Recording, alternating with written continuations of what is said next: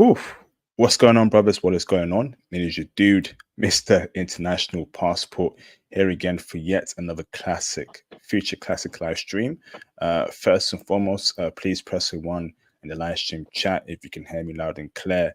Mayday, Mayday, check 1 2, check 1 2. Can y'all hear me loud and clear?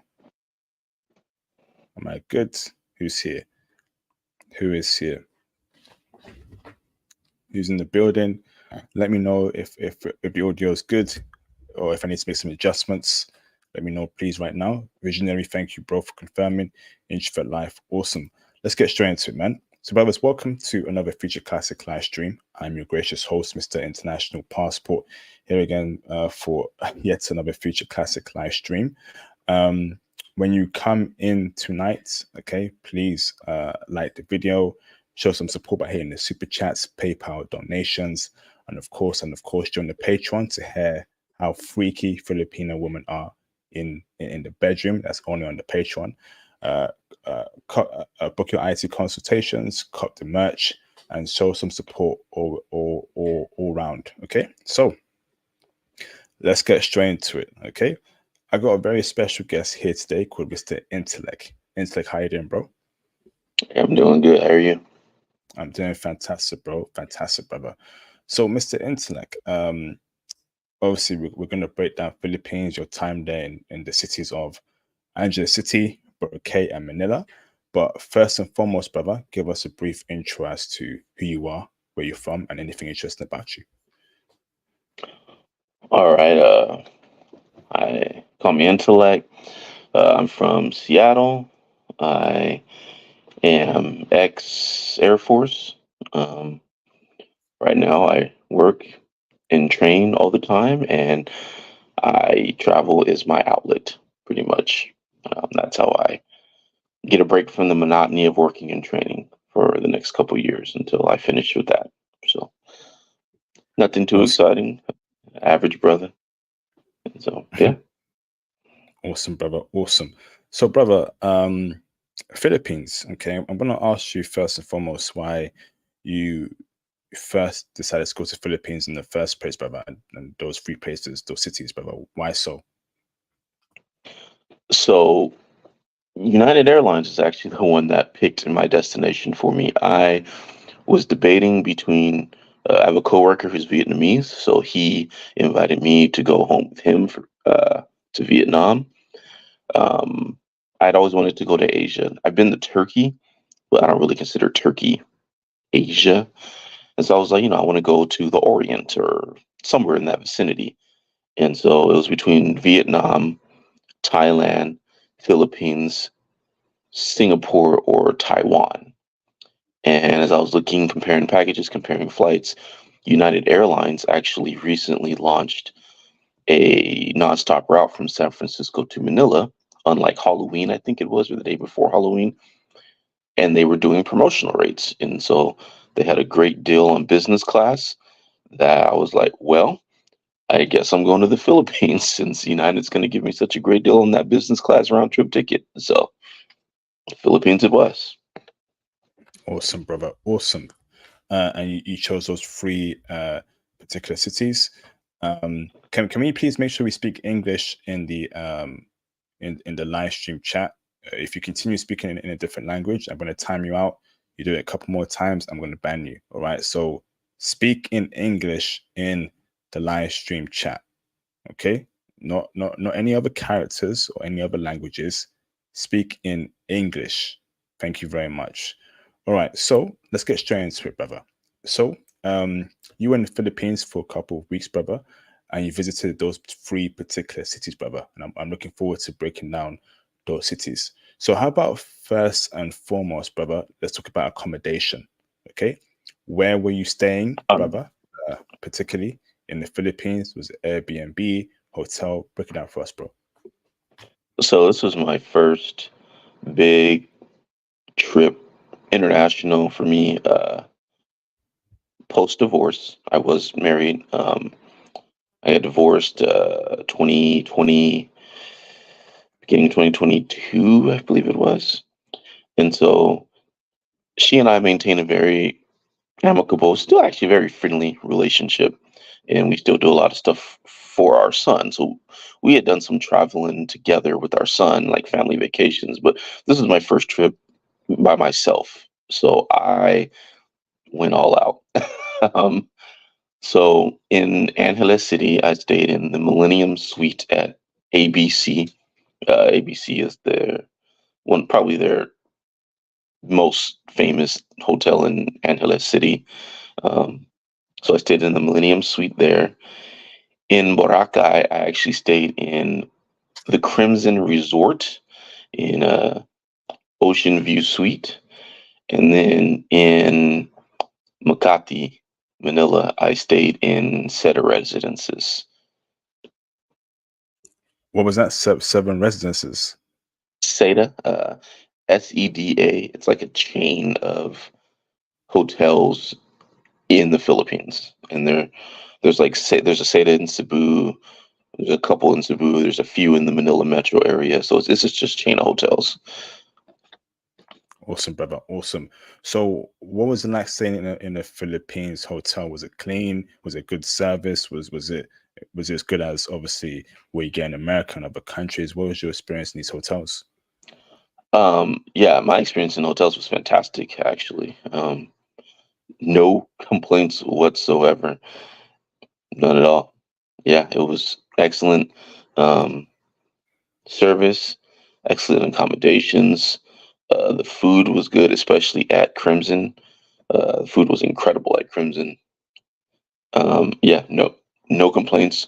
Would recommend. Will do again. Incredible, incredible, awesome, bro. So, how much did it cost you per day in terms of accommodation there, brother? The hotels.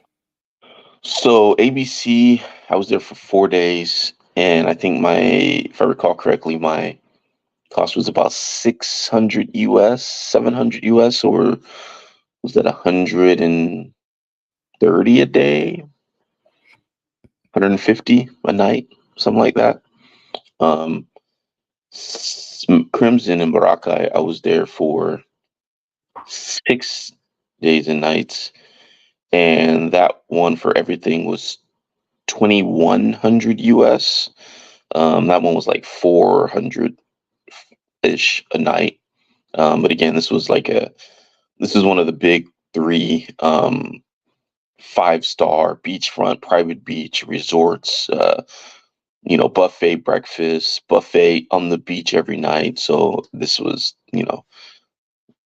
I went all out. And then Seda was about 120 a night, and I was there for 8 nights, if I recall. No, actually, nine, 9 or 10 nights. Actually, I was there for quite a few nights. Awesome, awesome, brother. So, next question for you, brother. Obviously, from your observations, when you are out there in the Philippines, who would you say has the most power there? What ethnic group runs the country? Is it Philippines people, or is it a different group of people? Who runs the country, brother?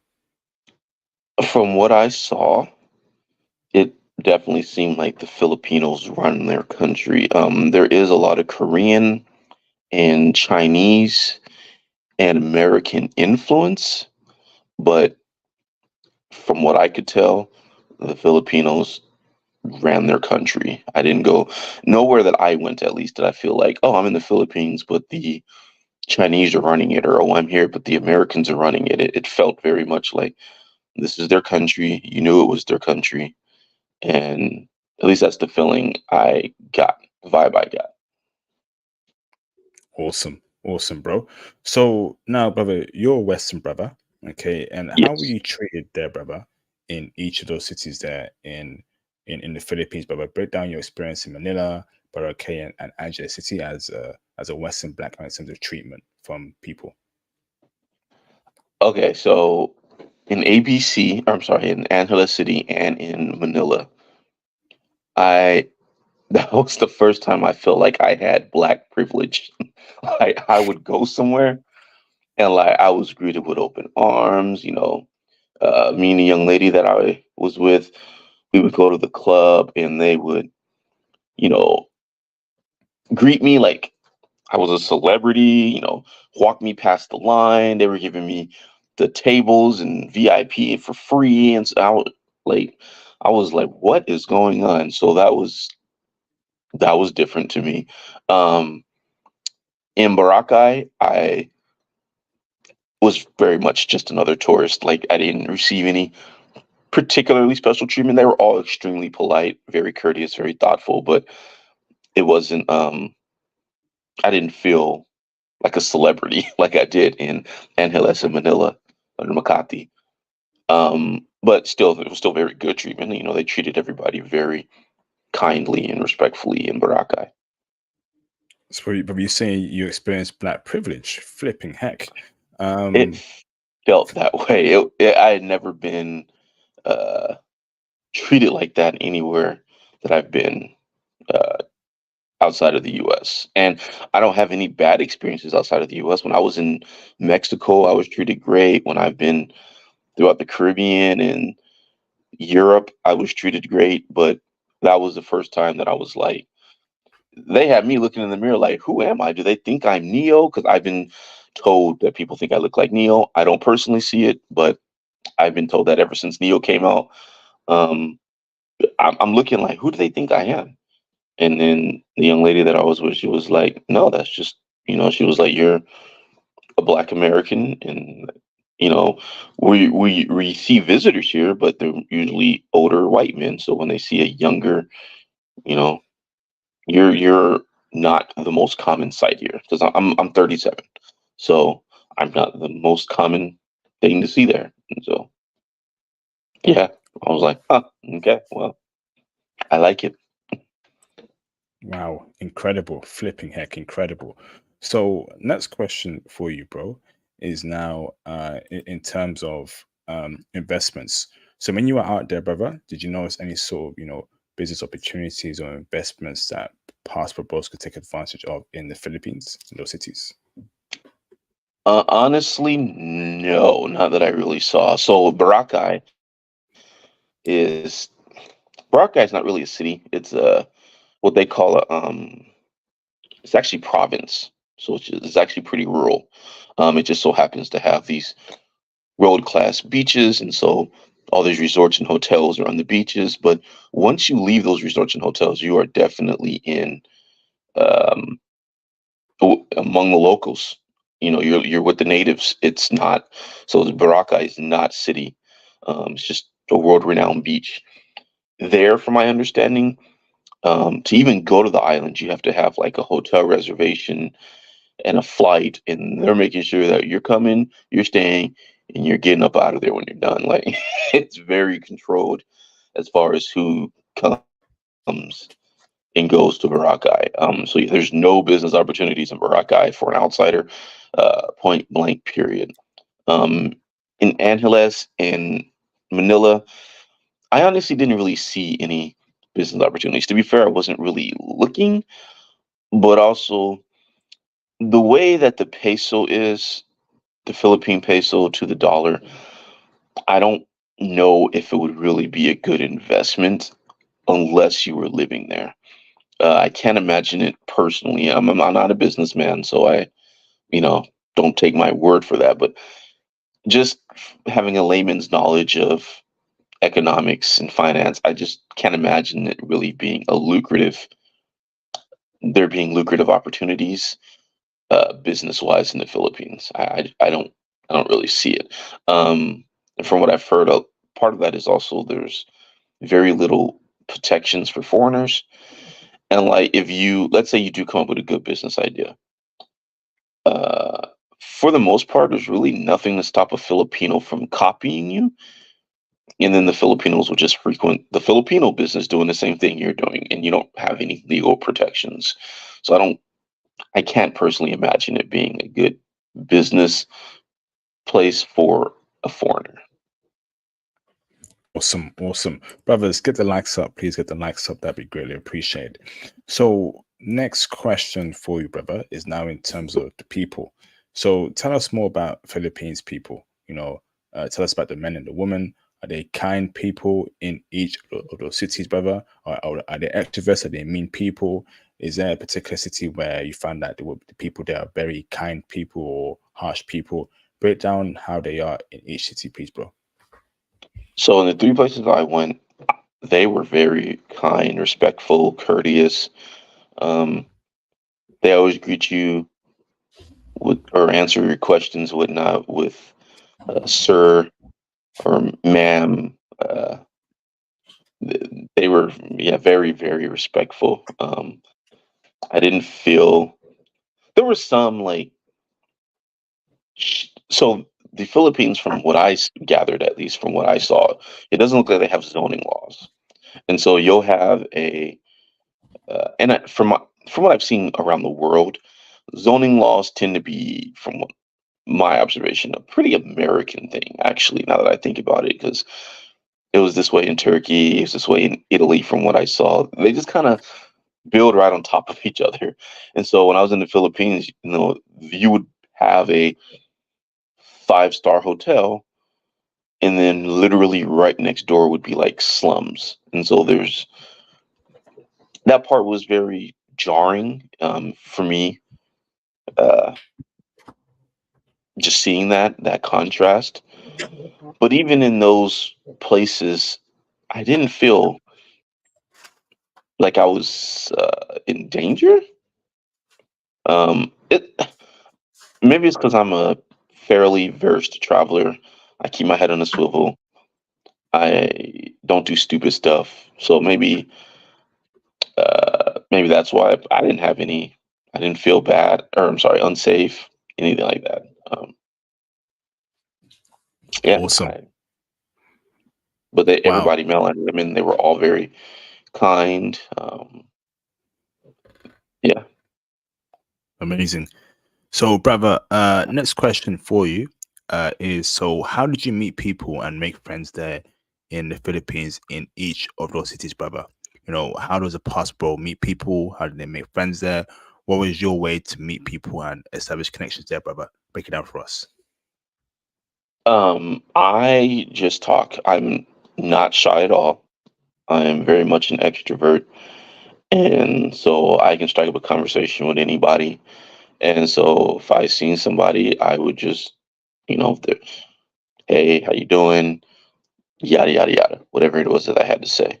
I also had the benefit, the privilege of having a local with me, and so any language barriers that there might be, or most Filipinos speak English, but even the ones that speak English, sometimes the accent can be very heavy. So even though they're speaking English, you may not actually understand all of them. Especially, I ran into that a lot in Boracay. In Manila, not an issue. In Angeles, not an issue. But in Boracay, because it is more province, I did notice that. And also, the Philippines is divided into three major cultural geographic regions. There's the north, which is like Luzon and its neighboring islands, and the predominant ethnic group are the Ilocano. There's the Visayas, which is where Boracay is located in the central, and the language there is actually not Tagalog, but Visayan. And so I've noticed that Tagalog speakers have a much easier, much lighter accent when they speak English than Visayan speakers. So when you're in Boracay and you're speaking Visayan, you will notice their accent is much harsher, much thicker, much more difficult to understand than if you're in the north. And then I haven't been to the south, but uh, so Cebu is also in the Visaya region, and the south is Mindanao, which I can't remember the primary ethnic language down there. Um, I, I didn't go there, so I'm not going to speak on it. Um, but I did notice a language, an accent difference between the north and the central regions. So she was with me, and so she in Boracay, she was very helpful. We were trying to find somewhere, and me and the cab driver, even though he quote unquote spoke English, we're not understanding each other. And that's when she stepped in and was like, she speaks Tagalog, she speaks Visayan, and she speaks English and Spanish and a little bit of Chinese. So she would step in and then translate, and then I was like, okay, so that was very helpful. So she was very helpful in that regard. Awesome, bro. Awesome. So, next question here, brother, is transportation, bro. So, how did you move around in the Philippines in those cities, brother? Was it Uber, train, subway? Break down how a passport bro would move around in the Philippines. All right, if you go to the Philippines, there's an app called Grab. Download Grab. Grab is the Uber of the Philippines. Grab is your friend. You will be using Grab. You will not be using anything else. Use Grab. That's all I'm going to say on that. It's we did use, so when I was with her, we would use trikes sometimes, but again, she was the face, because from my understanding, sometimes they will overcharge foreigners in the trikes. It's not it's not a big deal, brothers. Like, if the trike is normally, let's say, 150 pesos, and they might double it to 300 pesos, you're not going to notice. 300 pesos is like you're paying $2 or $3 instead. Instead they're charging you $5. You're like, whatever, dude. So, but grab, grab. Did I mention Grab? Yeah, that's the one you need. Grab. So, brother, no trains, no buses, just Grab. I personally did not ride any trains or buses. Uh, Buses. I will make this comment on buses. There's these things in Manila. I didn't see them really. I did see them a little bit in Angeles City, but they were all over Manila. They're called jeepneys. So after World War II, the United States military left thousands, tens of thousands of jeeps from. They were actually staging them in the Philippines for the canceled invasion. Well, first they took back the Philippines from the Japanese, and then the canceled invasion of Japan. So it was just cheaper and easier for the U.S. military to just leave these thousands and tens of thousands of jeeps in the Philippines. So after the U.S. leaves, after World War II, grants the U.S. I'm sorry, grants the Philippines their independence, because they were actually a U.S. colony at the time. I think they got their independence in 1946 or 7, if I recall correctly. They have all these jeeps. So the Filipinos, being the hardworking and creative people that they are, converted these jeeps into what they call jeepneys, which are like, they're like privately owned buses. Um, I would not recommend riding the jeepneys. I didn't do it, but when you see them, some of them look questionable. Not in like, oh, they're gonna rip me off way, but in a like, is this vehicle safe for the roadway? And when you think about it, they are 80-year-old vehicles. They are leftovers from World War II. So it's just like, uh, but so yeah, buses. I didn't do buses. I would advise against the jeepneys, and also they're very hop on, hop off. They don't stop at. I mean, some of them, there are stops, but a lot of times you'll just see the Filipinos, like, the jeepney will be at a light. They'll just run up, hop on. The jeepney stops at a light. They hop off. Sometimes they don't even come to a full stop. They're slowing down, and then you'll just see somebody hop on, hop off. So, if you want to do that, I guess you can. But I would just say stick with the grabs. Awesome. Awesome, bro. Awesome. So, now, brother, using money in the Philippines, brother, is it a cash society or is it cashless, brother? If so, and whatever it is, brother, did you use your American credit card? Did you use a Pacific credit card or debit card to pay for stuff? Break down how we use cash out there, brother. All right. So I actually took 1,000 US cash that I took with me, and when I got there, I would exchange as needed. Um, I think when I was there, broke or spent three. Well, I broke 300, and of that 300, I actually spent 240 in cash. Stuff is, for the most part, very cheap. Um, the dollar goes pretty far against the peso for most items. There's a few exceptions, but for most items, yeah, the cash is going to go. But they do not accept U.S. currency. You will have to change it. A note on this that I learned I would say the hard way, but it wasn't the hard way. I just switched out. If you go to a money changer and you're like, hey, here's 100 US, give me, I think that's like 54, 5,500 pesos.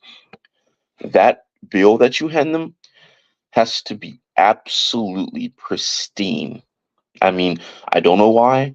I don't know why they're so anal about it, but that bill has to be like fresh off the printing press. If there's any creases in it, if there's any writing on it, if there's any markings on it, they will, for the most part, reject that bill. I don't know why. So if you're taking your bills with you, make sure that they are like you go to the bank, get them from the ATM or the bank teller in the US or wherever you're at, put them in an envelope, put that envelope in a plastic sandwich bag or something. Don't let them bend. Make sure they're unmarked. They want pristine, crisp, fresh one, US or foreign money. They will not take damaged, ripped, folded, written on money. They will not. I don't know why. Okay. And then so most places, as long as you have pesos, you're good. And I have several travel credit cards. I have an Amex Platinum. I have a Venture X. I have a Sapphire, Chase Sapphire. I have several travel cards. They were all accepted just fine everywhere. Not a problem. Oh well, when I say everywhere, like in the hotels and the restaurants, uh, I added my one of them to the Grab app. So every time I called a Grab, it just automatically reduced it. Charged the card. Super convenient. Um, when you're in the cities and stuff, the Philippines it's a developing nation, but when you're in the cities, you won't really know that. Uh, Places like Boracay, because it's province, you'll definitely know it. You're like, oh yeah, I'm in a developing nation. When you're in most of like Manila or AC, like yeah, you'll know it's not quote up to quote unquote Western standards, but for the most part, you're not going to notice. There's going to be things that are different than what you're used to. Like I said, the zoning was a glaring difference for me coming from the US. But otherwise, your credit cards, your Apple Pay, your Google Pay, all that stuff worked just fine in the Philippines. So would you say Philippines is more cash than cashless? I'm sorry, it's more what? Would you say Philippines is more, they use more cash than cards out there? It's more cash accepted than cards. I, I don't know, honestly. Like I said, even the Filipinos, I would see them paying with their phones. Like in the grocery stores, they have this thing called Gcash. A lot of them have that on their phones. Like I said, I think Google Pay, Apple Pay was accepted out there. So I've seen just as many Filipinos using those payment methods as cash. Now, I did not see a whole lot of Filipinos using card. They've all seemed to gone or to like phone payment apps. NFC payment methods seems to be very popular at least in the cities. Okay. Now in Awesome. Boracay, I was using my pesos in Boracay. Now, Awesome. I could have used it, but yeah. But yeah, I would say 50-50. I would say take some cash, take your phone, take some cards. You're more than good. Awesome. Awesome. Nice one, brother. So next question for you now is in terms of but when it comes to foreign exchange, is your card the card you use, brother? And when you paid in cash, is it exempt from FX fees, brother? Or were you paying FX fees every time? My travel cards, they all don't have FX fees. That's why I have so many of them. Um, so, like the Venture X by Chase, the Sapphire by Chase, the American Express, they don't have foreign exchange fees. So that's what I would use if I needed to. Okay. But when you were paying in cash, obviously you're getting charged foreign exchange fees. Did you keep your receipt to claim it back when you come to America, or you're not bothered about that? No, I didn't. And most of the stuff is so compared to the dollar. Uh, you know, yeah, I wasn't worried about it. um, yeah, I wasn't worried about it. And when you Okay. do like if you take your money to a money changer, I don't I didn't it didn't seem like they were too worried about it either. Like, yeah, you would see different rates. Um, but again, we're talking about, some places might give you 5,400 for pesos for 100 US. Other places might give you 5,600 if you were really lucky. I didn't actually. I think the highest I've seen was like 55 and some change for 100 US. That 1 to 200 peso spread, negligible. Yeah, I didn't even care. I didn't even check, to be completely honest. Awesome, awesome, bro. So, brother, next question for you. I got a super chat here. Shout out to Mr. Marius P for the support. Age gap dating is a big thing over there. Obviously, we're going to get to the woman part in a bit. But, brother, to answer that question, is that what you saw? Did you see 50-year-old men with 25-year-old chicks, 30-year-old men with 22-year-old chicks? Is that quite common there? From what I saw, yes, yeah, yeah. But I also Awesome. seen like aged people. So you know, it was. I saw both. Okay. Thank you, bro. Shout out to Mr. Marius P for the support. He says here, how many black people are visiting the Philippines? How many did you see during your stay there, bro? Um, Honestly, not as many as I thought I was going to see. Um, I Yeah, I saw them here and there. I definitely did see them, but I didn't see nearly as many as I was expecting or as I thought. So that was actually kind of surprising to me. Awesome. Okay, brother. Interesting, interesting. Thank you, bro. All right. So next question for you now is in terms of food. Can you break down food for us? Philippines food. Is it tasty? Did you like it or not? And what was your favorite cuisine out there? Break it down. All right, so I might be a little biased in this regard. I grew up with a Filipina tia, which is an aunt. One of my uncles was married to a Filipina, and so I grew up, elementary school eating Filipino food. So I like Filipino food because I'm used to it. But it's it's good. I like it. But it is it okay? As far as the Asian cultural uh, or culinary varieties goes, it's honestly probably not the best. It's good. I like it. But if we're comparing Filipino food to Chinese or Japanese or Vietnamese or Thai food, then I mean, in my opinion, there's not really a comparison. It is what it is. It's good, but it's behind those, in my opinion. Um, Now, one of the things I do like about Filipino food, in particular, um, is this dish called tapsilog, I believe it's called, and it's like a breakfast dish, and it's rice and eggs and meat, and it's good. I like it. Um, they're also known for the chicken adobo.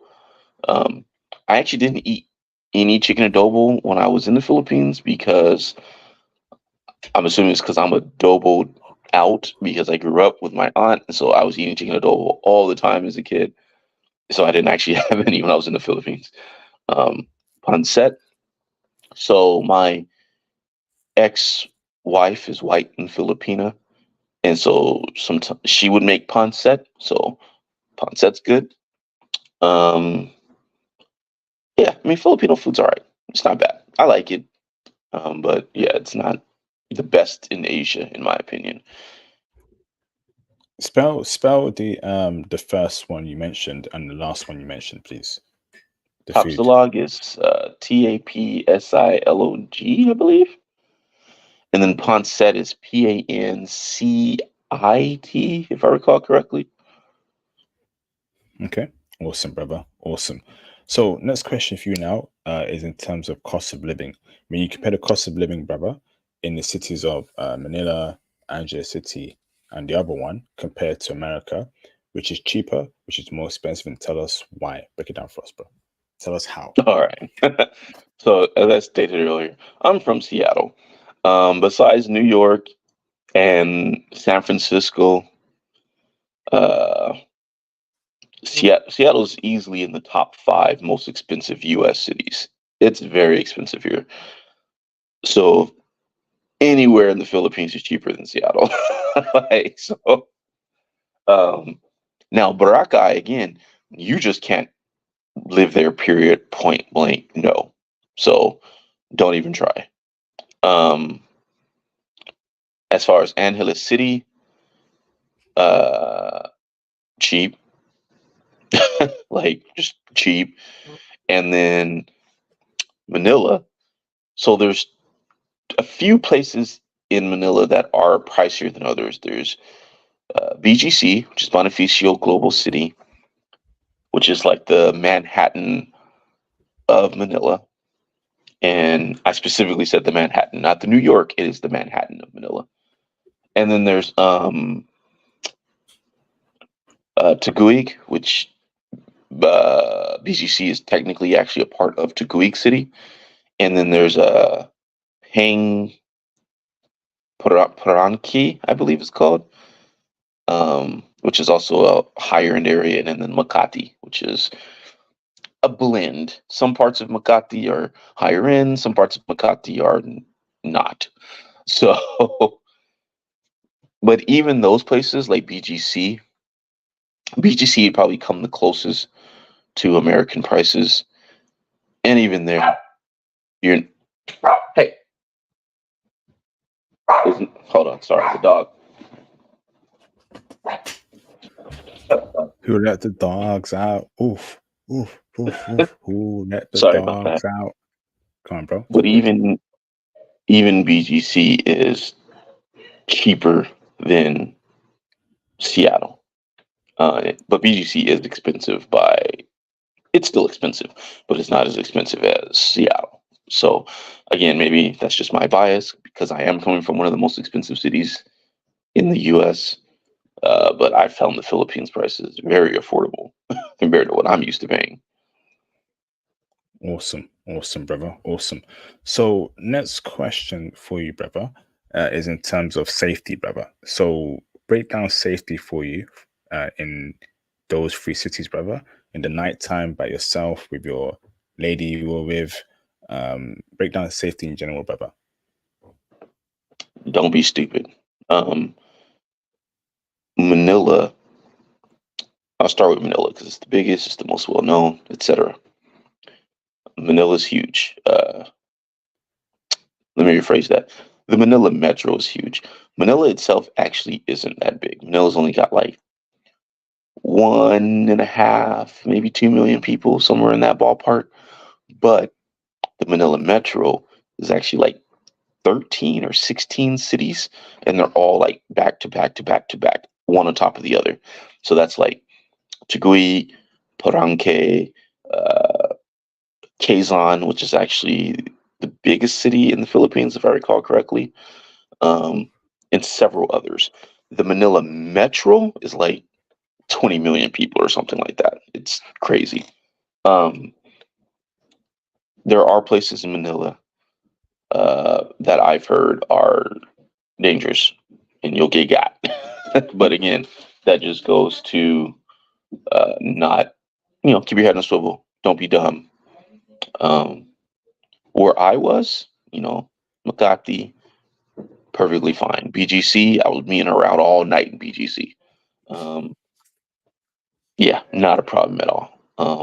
Angeles, I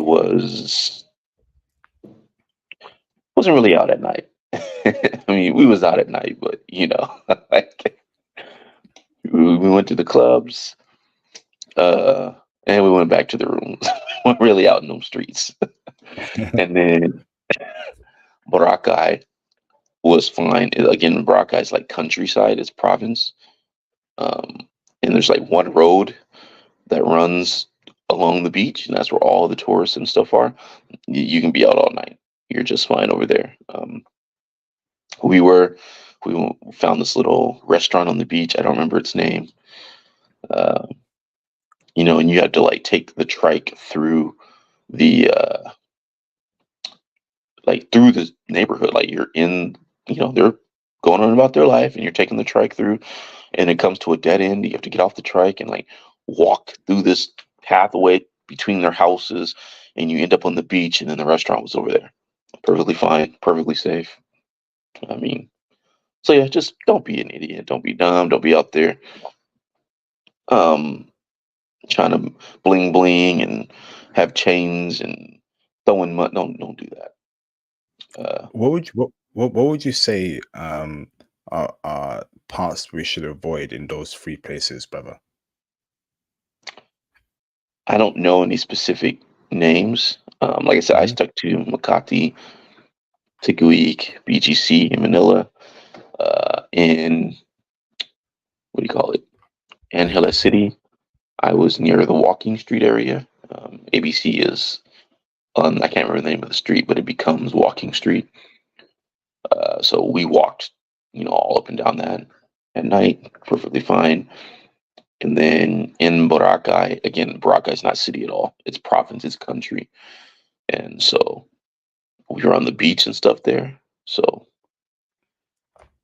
yeah, I don't know about any Okay. specific um, things, but I just have heard and I read because I did quite a bit of research before I went. And then she also told me like, hey, don't be dumb, pretty much. Not that she needed to tell me that, but she was just, hey, you can't get God out here if you thinking that you Superman. You know, Okay. Thank you, bro. Where would we find them, Mr. Pullout Sanj? Let us someone in the US, bro. Shout out to Mr. Chaos Media for the support. Thank you, brother. I just left Philippines last week. You only see black foreigners every now and then. Awesome, brother. Awesome. So, bro, if you want to come on the channel and give an interview, just send me your DM on Instagram and we'll get it set up, bro. So, next question for you, brother, is now in terms of, let me see, um, racism, brother. Did you experience any racism, brother? Any N words you said towards you or said in the open? Any sort of racist looks, racist attitudes, actions towards you? no, not that I experienced, not that I saw. Now, I will say when we were at Mall of Asia, um, she said something to some older, like in her 50s or 60s, Filipina.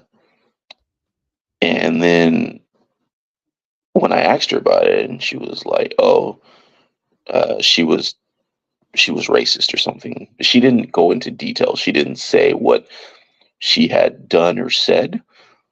I didn't hear it or see it, um, but she heard it or saw it, whatever it was, and she didn't take kindly to it, and she gave her a piece of her mind in Tagalog, and that was that. Like, I remember turning and like I seen her body language, I saw her face, and then I was like, "What did I just miss?" And she was like, "No."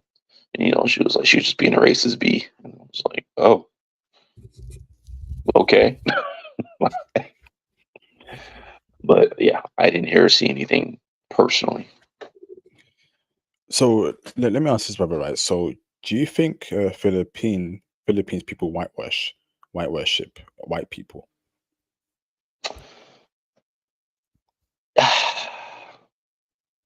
Some, I could see some. Honestly, though, I don't, I don't know if white worship's the right one. It seems more like Korean worship. What? Break it down. Korean worship? Okay. How? In what way? What did you see out there? So there's a lot of Korean influence in the Philippines. A lot of K-pop, K-dramas, stuff like that. Um, and that seems to be more influential than like white people, I guess you would say. So you're saying, brother, Korean dudes are deep in the Philippines and they're getting bad Filipina chicks after them? and the cute Filipino chicks are after the Korean dudes? No, I didn't see that so much. I guess just more the cultural influence, at least from what I saw. I didn't see hardly. I think about it, I didn't really see a whole lot of, at least not that I knew were Korean. Um, yeah, but no, I didn't get the impression that they were white worshiping. I didn't get that impression at all. Now, do they want the whole lighter skin thing? Yes, but is it to be a white person? No, it's more of a, if you have darker skin, you're an outside worker. If you have lighter skin, you're higher class because that means you have an inside job. It's more of that. It's not, I want white skin so I can be a white person. Hmm. Okay. Thank you, bro. Thank you, bro. So, brother, no N word said at all. What do you mean? So, like the N word. Did I say the N word? I didn't realize I did. No. So, I mean, like, Oh, no N word said towards you by Philippines people oh, during not the that I heard. open. No, Okay. not that I heard. Respect. Next question for you, brother, is culture. So, in your time out there in those three cities, brother, um, is it a conservative culture? Is it a liberal culture, or is it a mixture between the two? And tell us why. Definitely a mixture of the two. Why? Definitely. Well, Angeles City is pretty much, I'm not gonna say it's a red light city, but there's definitely a red light area. That's kind of what AC is known for. Um, I actually did not want to go to AC originally, uh, but she lived closer to AC, so she was like, "Well, let's meet in AC and then go from there." I was like, "Okay," so that's what we did. Um, and then there's a red light district in Manila, and then Boracay. I don't. There isn't one, not that I'm aware of, at least. It's definitely a mix of both, though. There's definitely some women that you'll see in fully covered up, and then there's some women that you'll see in hoochie mama shorts. So it's definitely a blend. Okay. And what makes it conservative? Well, it's a predominantly Catholic nation, so you'll see a lot of that.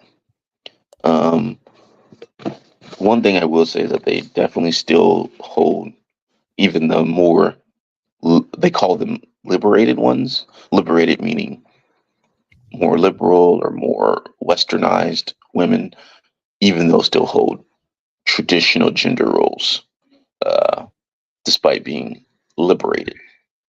Um, so yeah, it's definitely a blend of the two.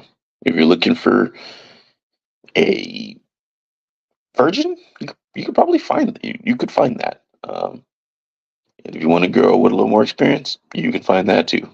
So yeah, it's definitely a blended conservative liberal culture. Awesome. So, brother, what about lifestyle? So, what kind of lifestyle would a passport bro live working there in the Philippines or living there, brother? Is it a high class lifestyle? Is it a humble lifestyle, low class lifestyle? Break it down and tell us why. So that would be up to you completely. Me, I'm a city boy, so I know I actually wouldn't mind moving back there in a few years. Um, I could see myself living there actually, and I would be in a, paying more to live in BGC in a high rise condo. Yeah, that would be me. I'm that guy. High rise apartment, high rise condo. That's me. So yeah, but if you want a more laid back country life, you can definitely get that too. Philippines is beautiful. I mean, absolutely stunning. Uh, and there's plenty of beaches and country that you could go and explore. Um, if you wanted to build a house, you would probably have to marry a local because foreigners can't own land. So just keep that in mind. But if you want a laid back rural lifestyle, definitely you can find that. If you're like me, if you want the urban city boy high rise lifestyle, you can definitely find that too. So, brother, what's the average lifestyle the average Filipino person's living there, brother? The average Filipino person, Hmm. I would say the average Filipino is living well below Western standards. Um, I think the average income in the Philippines is like $10 a day or something. It's like 300 a month, 300 and 3,600, 4,000 a year, or something like that. So US dollars. So yeah, they're living well below what a most Western, from the UK or America would live. Wow. So, but despite them earning that kind of money, you didn't feel unsafe at all, that they might rob you, they might want to steal anything from you? Not at all. No, I didn't have any problems of that type. No. Amazing. Hold on. Shout out to Marius P for the support. Appreciate you, brother, for the support. Thank you, bro. He says here, hold on, sorry.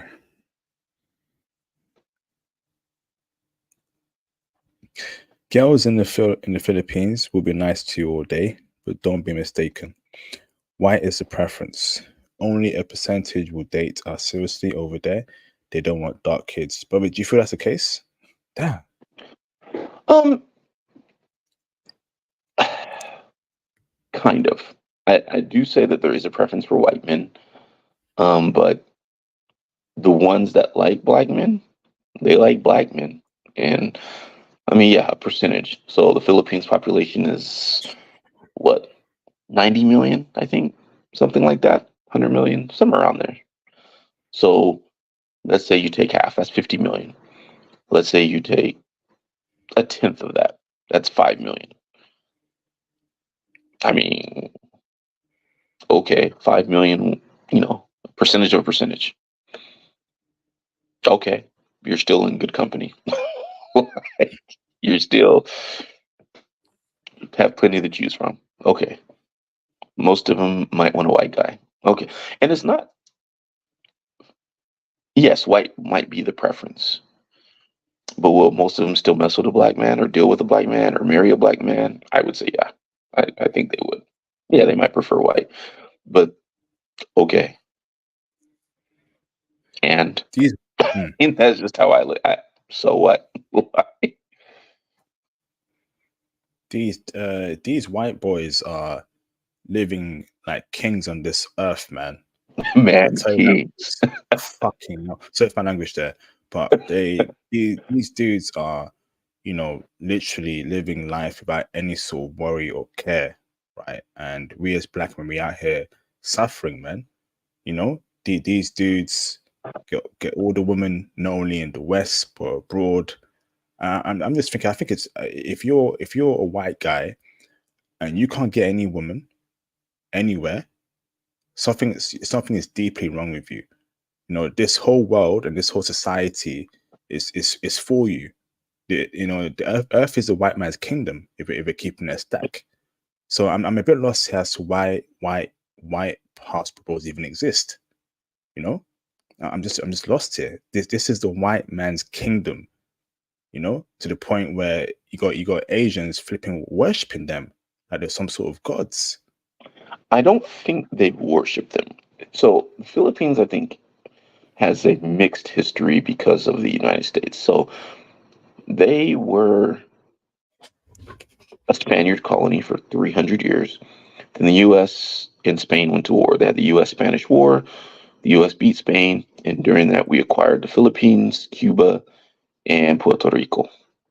And we held on. There was the Philippine American War. We beat the Philippines in that war, and they were a U.S. province for about 50-ish years, from 1901, or about 45 years, from 1901 to the end of World War II. What most people don't know is that there was actually a contingent of U.S. Black Buffalo soldiers that defected to the Philippines during the Philippine American War. I can't remember his name. There's actually a statue of him in the Philippines. He was an American soldier, and him and his cohort defected to the Philippines. And they, from my understanding, and my dad was stationed in the Philippines back when the U.S. had an Air Force base, Clark, which is near Angeles City. He was stationed there. And so what my dad was saying, and my dad is not American, by the way, he is from St. Lucia. He was saying that there is some camaraderie, I guess you would say, between Black and Filipinos because of the history there. And because the Filipinos saw how Black soldiers were treated by the U.S. Army, during World War II and in the post-war era and stuff. And going into Vietnam, when the U.S. invaded Vietnam, most people don't know this, but the buildup was actually in the Philippines. The invasion was launched predominantly from the Philippines because of its locality in the region. And so they seen that, how we were treated by the white soldiers, how they were treated by the white soldiers.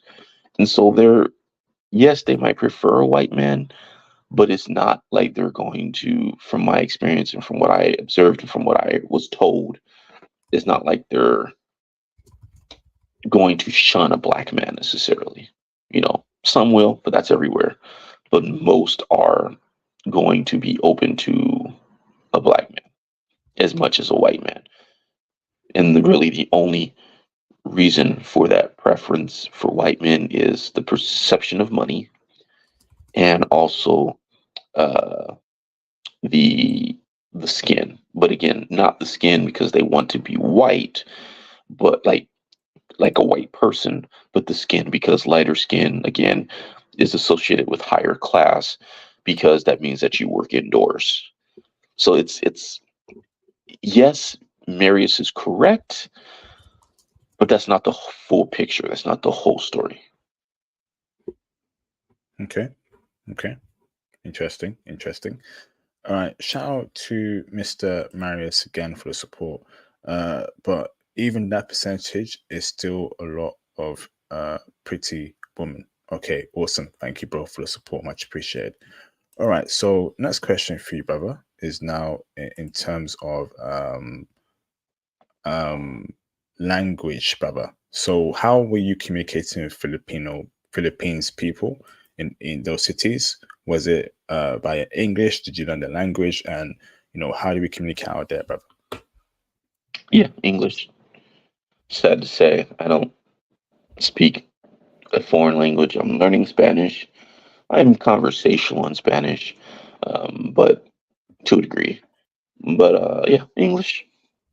And then a few people we came across that didn't know English. She was there to translate for me. So. Oh, okay. So, but you're telling me that English is enough? Then Philippines people know English very well. Oh yeah. Yeah, Wow. definitely. Okay, amazing. All right, brother. Next question for you, then, brother, is now in terms of so, brother, weather. So, how is the weather like in the Philippines when you're out there in those cities, brother? Cold, very hot, and how do we prepare for that weather, brother? Oh, you gonna burn today. It's warm. It's hot. Uh, now, what I will say is Philippines has two seasons, wet, dry. I went in December. That was intentional because December is the dry season. Um, the wet season, I think it's actually starting now, roughly. It's in like April, May, somewhere around there. And it runs through September, I want to say. I think it's through September. Um, yeah, the weather's beautiful during dry season. And during wet season, expect a lot of rain. So it's going to be, when I was there, it rained once or twice that I saw. Well, I didn't see it. Both times it rained was at night, and we just woke up to wet streets, and wet balcony and stuff. So we knew it had rained, but we didn't actually see it. Um, it was in the 80s the whole time I was there. So not too, to me, 80s is perfect. Not too hot, you know. So it was like 80, and it was like low 80s too, like high 70s, low 80s when I was there in December. The weather was amazing. I loved the weather. Whenever I go to the tropics. My body loves it. I'm from Seattle, so when I get that sun, my ancestral genes kick in. They're like, yeah, that's right. This is what you're supposed to be. Awesome. Awesome, bro. Awesome. So next question for you, brother, is now in terms of, so obviously, a lot of us are IT bros or aspiring to get into IT. Would you say, brother, the internet is very strong in the Philippines? Or would you say, it's a good spot to remote work there in the Philippines? Break down internet and remote working there, brother, please. In the cities, yes. Outside of the cities, no. So in Manila, I was on, as long as you're on Wi-Fi, you're good. One thing I did notice, even in Manila, I don't know why, but like your cell service will kind of drop sometimes. So like you'll be on 5G and then you'll have no service for a minute or two. And then you'll be on 4G. Then it'll go back up to 5. And then it would drop to no service. Yeah, I don't know why. I did notice that about the cell service because that could get pretty aggravating if you're trying to track a grab, which is like an Uber, and it keeps jumping around because your service keeps going in and out. But as long as you're on Wi-Fi in the cities or hardwired in, yeah, not a problem at all. When I was in Manila, when I was in even Angeles, it was just fine. Amazing. Amazing, brother. So, brother, do you want to rank your favorite? Did you explain the internet strength? I missed that. Did you say the internet's good? In the cities, Okay. But in the and as long as provinces, you're on Wi-Fi or hardwired, not cell service. So if you're on cell-based internet, you're gonna be disappointed sometimes. what about in the provinces? Did you ever go out there or no? Yeah, in Boracay, and I had cell service again, intermittent. The internet was trash. Aside from the brother, aside from the cell service, how was the Wi-Fi there and the hard wire connection in the provinces? I didn't hardwire in the province, but the Wi-Fi in the provinces was pretty trash compared to in Manila and Angeles. Thank you very much, brother.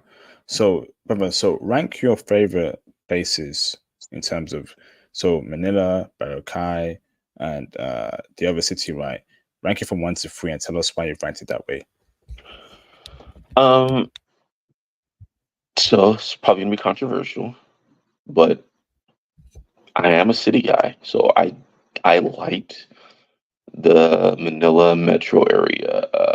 It so hold on, pause, wait a minute, something ain't right. The traffic, wow, the traffic in Manila. I thought for anybody that's ever been to Los Angeles is child's play. Los Angeles is Fisher Price, my first traffic jam. Man, the traffic in Manila was insane,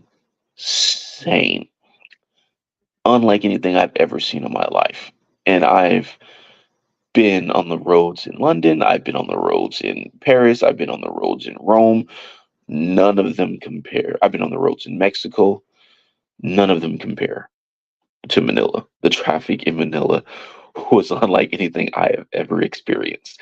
I just wanted to make that caveat, that tangent. It was insane. Um, Even with that, I liked the conveniences. Like I said, I'm a city boy. I like the conveniences of the big city. Everything you could want or need is in Manila. And if it's not walking distance, which a lot of it was a few minute grab ride. I love that. So, as much as people hate on Manila, oh, it's dirty. Yes, it's dirty. It's a big city. It's kind of comes with the territory. Oh, the traffic's terrible. Yes, it's probably the worst on the planet. I've literally never seen traffic that bad in my life. Even with that, I enjoy the conveniences. And so, yeah, I didn't mind the Manila area, the clubs, everything was for me. I was fine with it. It is funny and weird to be in this huge city, high rises all around you, and you wake up to roosters crowing. I don't know what it is about roosters in the Philippines, chickens in the Philippines. They are everywhere. Now, when I was in Angeles City, I could hear them. When I was in Boracay as province, I expected that. You hear roosters. I didn't expect to hear them in the middle of Manila. And my room was on the 30 like ninth floor. You could still hear roosters. It was the weirdest, funniest thing. Um, After that, Boracay, the beach, uh, that island life. If that's what you want, Boracay. Again, you can't live there because of how Boracay's laws are. But Philippines is like 7,700 islands. I'm sure you can find a beach if you want to live on the beach. So, uh, yeah. Awesome. So, as a city boy, again, bias, but I like the big city. Awesome. Fantastic, brother. So, super chats before we go into the woman part. Shout out to Mr. Chaos Media again. Thank you, Chaos Media, for the support. Much appreciated, bro. Can we get the likes up as well, brothers? That'd be greatly appreciated. Show me some support. They love basketball and black men are just starting to visit, so you can't really tag them as white worshippers. All the Filipinos I know here are married to black men or Filipinos. Interesting. Okay.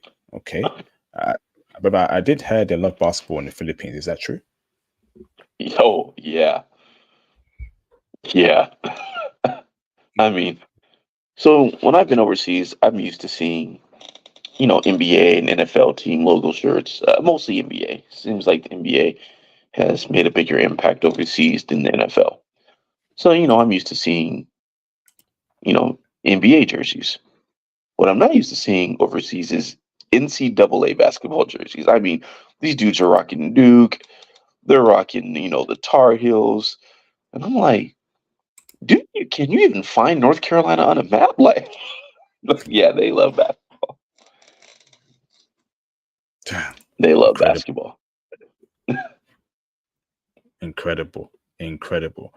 All right. So another super chat here. Shout out to Mr. Young Fresh Global Travel for the support. Thank you, brother, for the support. I go to the Philippines every 3 months. I have a condo there in IT Park in Cebu City area. I rent on Airbnb. Black guy here, 45. Filipinas love us. Trust me, I go there a lot, man. Can we get you on the channel, Mr. Young Fresh Global Travel? Definitely want to know how you got property out there. So maybe we can do a streaming in the future, brother. If you can please send me a DM on Instagram. Let's set up a live stream. Let's do some content for the brothers, man.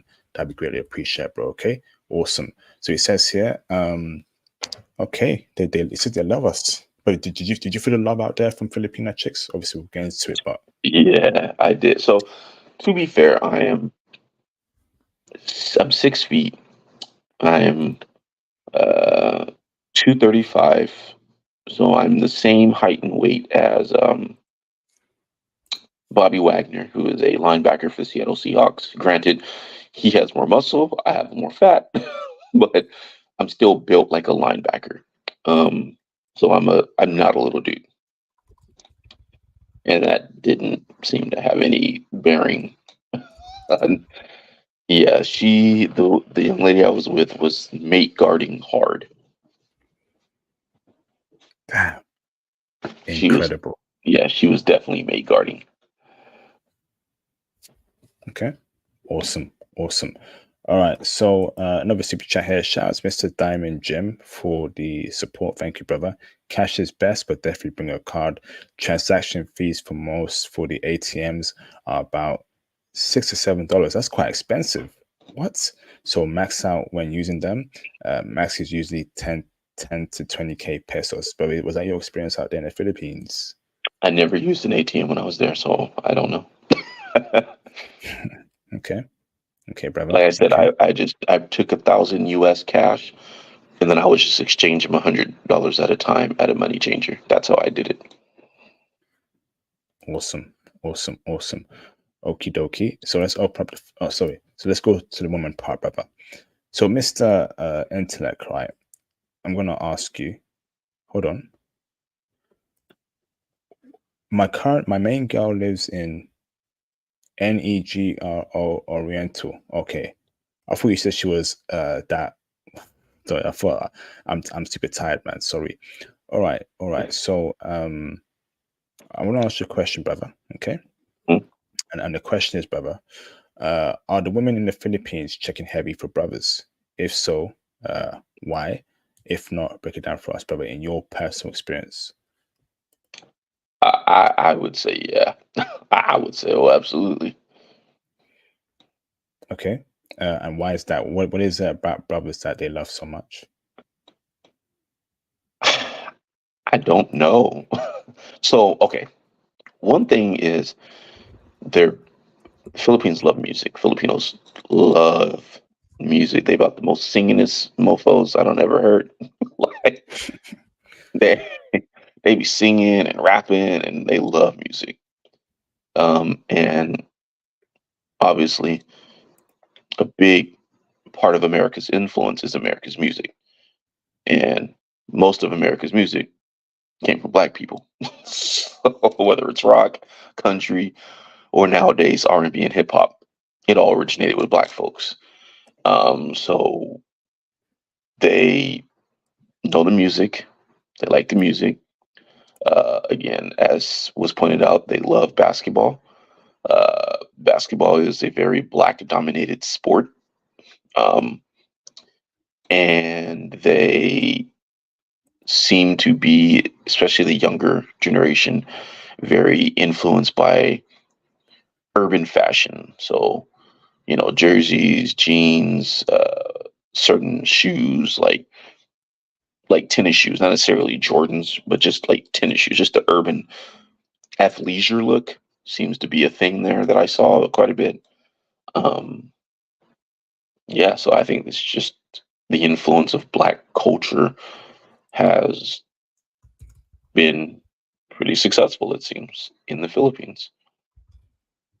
So, but when you were out there, you saw black culture, right, in real time, right? So you Oh, saw, I you're saw telling, more black culture than black people. Yeah. so you're telling me that. So when I think about black culture, you're telling me you saw black people on billboards, you saw, you know, black people on TV, but you saw images of black people all around those particular cities, brother. Is that what you're saying to me, bro? Nope, not at all. None of that. Okay. So what do you mean that there's black culture out there, brother? Breaking out for us. You kind of you. It's I don't know how to explain it. As a Black American, I can identify Black American culture when I see it. Like even if the person doing it isn't black, like there's things that I see or hear, and I'm like, oh, I know what that's from, or oh, I know what that is, or stuff like that. So no, they didn't. There weren't black people on billboards. There weren't black people on TV.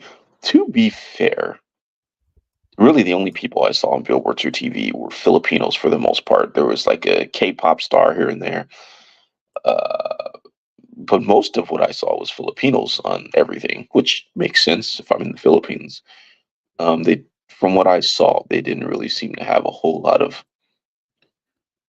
non-Filipino people on advertisements. You'd see a white person here or there, you'd see a black person here or there, you'd see a Korean person here or there, but it was mostly Filipinos.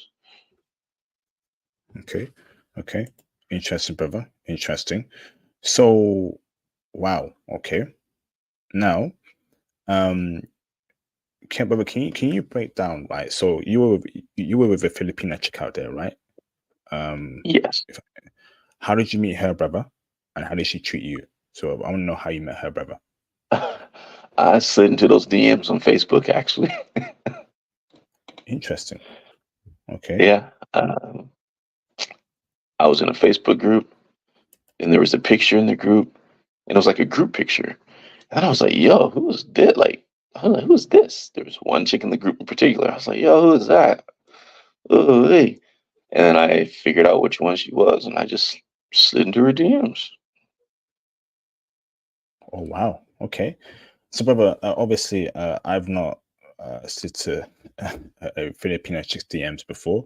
So, brother, what did you say to her, brother? Obviously, but I think it's very hard for men to actually slide into chicks' DMs because you don't know what to say, how to carry a conversation, how to secure that meet. So, brother, what did you say to her first, and right to get her attention?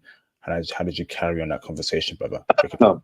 So I didn't actually say anything. I literally slid into her DMs. There's a GIF of this high school, this black dude in high school, and he like slides all the way down the hall on one knee and then like stands up and like leans against the locker in front of this chick. That's literally what I sent her for the very first message. So I literally slid into her DMs. Okay. No words. It was just a GIF. And she replied back to you, brother. She laughed at it. Yeah, she laughed at it. And then once I was like, "Oh, she's laughing. Got her. Gotcha. Gotcha." And so I just took it from there. But You know, so again, I'm an extrovert, so I just, hey, how are you? Yada yada yada. It just kind of comes natural to me. I'm very much a man whore, I guess you would say, in the U.S. So I have no problem talking to women, and so I just opened up with that after she laughed. I was like, "Oh, all right. How are you? I saw I saw this picture and I just verified. I was like, is that you in the picture?" And she was like, yeah.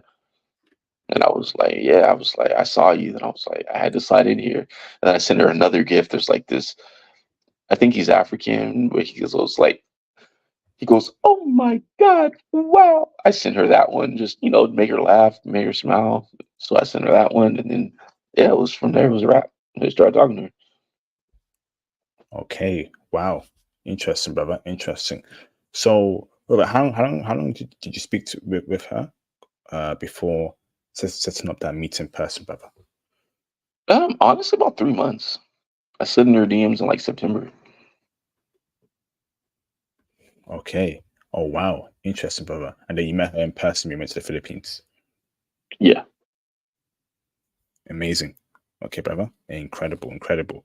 So, brother, obviously you're in the Philippines, right? You observed the surrounding there in each of those cities you went to. What would you say were, from what you saw, the best places to meet a good woman, brother? Is it museum, park, some sort of function out there in the Philippines? Break down how would we meet a woman there, brother, a good woman out there? Um, I think if you have the gift of gab, if you're willing to just speak to people, I think you'll be fine just about anywhere, honestly. Um, if I didn't have her with me, I would have met women in the club. I would have met them at the bar, at a restaurant, in the mall, especially at the mall. There's lots of them at the mall. The malls in the Philippines are unlike anything I'm coming from America and our malls ain't got ish on their malls. I was like, wow, their malls are huge. Uh, I don't know why they're so big, but their malls are huge. Like very, and they're like right down the street from each other. I'm like, how are you building so many malls? Like, um, so honestly, if I was in the Philippines and I didn't have a girl with me, man, I'd go to the mall. Okay. And Interesting, brother. Go on. yeah, I would just try my luck at the mall. So obviously, brother, right? When it comes to looks facially and body wise, brother, what a Filipino woman packing, brother? Would you say on average the average Filipino chick is a dime? She got a slim thick body, or are they normal body wise? Great facially. So break down the average looks and average body types. Okay, body types. I like slim petite women. So, I'm 6 feet, but every woman I've ever been with, except for one, has been between 4'10" and like 5'4". And so I like my women's petite. I like them, uh, as another YouTuber calls them, foldables. Um, that's what I like. So when I was in the Philippines, I was in like, as soon as I got off the plane, it was like, oh, I was like, oh man, these women are tiny. Um, you know, they are, they run the gamut in body types. So like I said, I like petite, I like slim, but I like hourglass figure. Like I sent you the pictures of the young lady I was with. She was Mhm. slim thick, she She had a little cupcake in the back, nice hourglass figure. If you want them thicker, they definitely got that. One of her friends was thick as a frozen peanut butter and concrete smoothie. I was like, damn, this girl's thick. Like um, if you want them just like skinny, they definitely got that too. You'll see a lot of, skinny pencil chicks. If that's what you want, they got that too. So you can find whatever you like as far as body type, except tall. If you're looking for a tall chick, chalk it up. You're not going. That's not a realistic. I mean, are they there? Yeah, sure. Technically, you can find ice in the desert too. That don't make it likely. So yeah, but as But far as body types, yeah, they got all mm, types in the Philippines. They got chubby, they got thick. They got the slim, thick. They got the slim. They got the. But their default size setting seems to be petite. No matter what their build is, they're almost all going to be in that 5 foot range, which for me is perfect. So I like to pick them up, what about facially, brother? Break it down for me. Facially, are they good looking on average, or are they? Man, they're cute for the most part. I think they're cute. Like, obviously you're gonna find some ugly ducklings you run into, but again, that's just humans. You're gonna find some. Uh, so the girl I was with, she was Filipina and like a quarter Chinese, and Ooh, so she has very she's on the she has brown skin. She's on the lighter side, um, but her eyes, when you see her eyes, you're like, oh yeah, that's where the Chinese came in. Like yeah, like you see it. Um, yeah, but you can find whatever. Like if you like the darker skin, which I do as well. There's definitely that. That's actually the default. Uh, I've seen more what they call morenas, uh, or I'm sorry, darker skinned women than anything else. That's definitely the default setting, which is fine by me. Um, yeah, it's whatever you like except tall. The Philippines has for you. I guarantee it. okay, okay. So to expand on that particular aspect there, did you see obviously women of different races out there in the Philippines?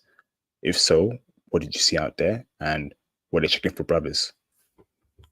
And what about? Sorry, was the last part of that question about brothers? And what were they checking for brothers? Oh, so really, I seen white women. I seen a few black women. I seen some Asian women, definitely some like non-Filipino Asian women. So a lot of Koreans and Japanese, especially in Chinese, especially in Boracay. They come down for the beaches. Um, didn't really see any of those women in Angeles City, and then I seen some in Manila, especially in BGC. Were they checking for brothers? I don't know. I don't care. I'm in the Philippines. I don't care if you're checking for me. I'm not checking for you. I'm in the Philippines. I'm checking for Filipinas. So I don't know if they're checking for brothers because I wasn't checking for them. Now if I go to Korea, then I'll be checking for you. Right now I'm in the Philippines. So when in Rome, I'm gonna give me a Roman. So Facts, absolute facts, bro, absolute facts.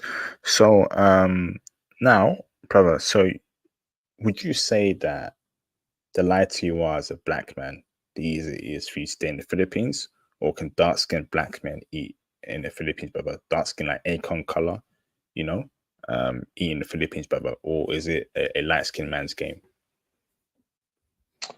I think you can eat just fine in the Philippines. As you can tell from my picture, I'm a brown skinned brother. I'm probably right in the middle. Uh, I was getting attention.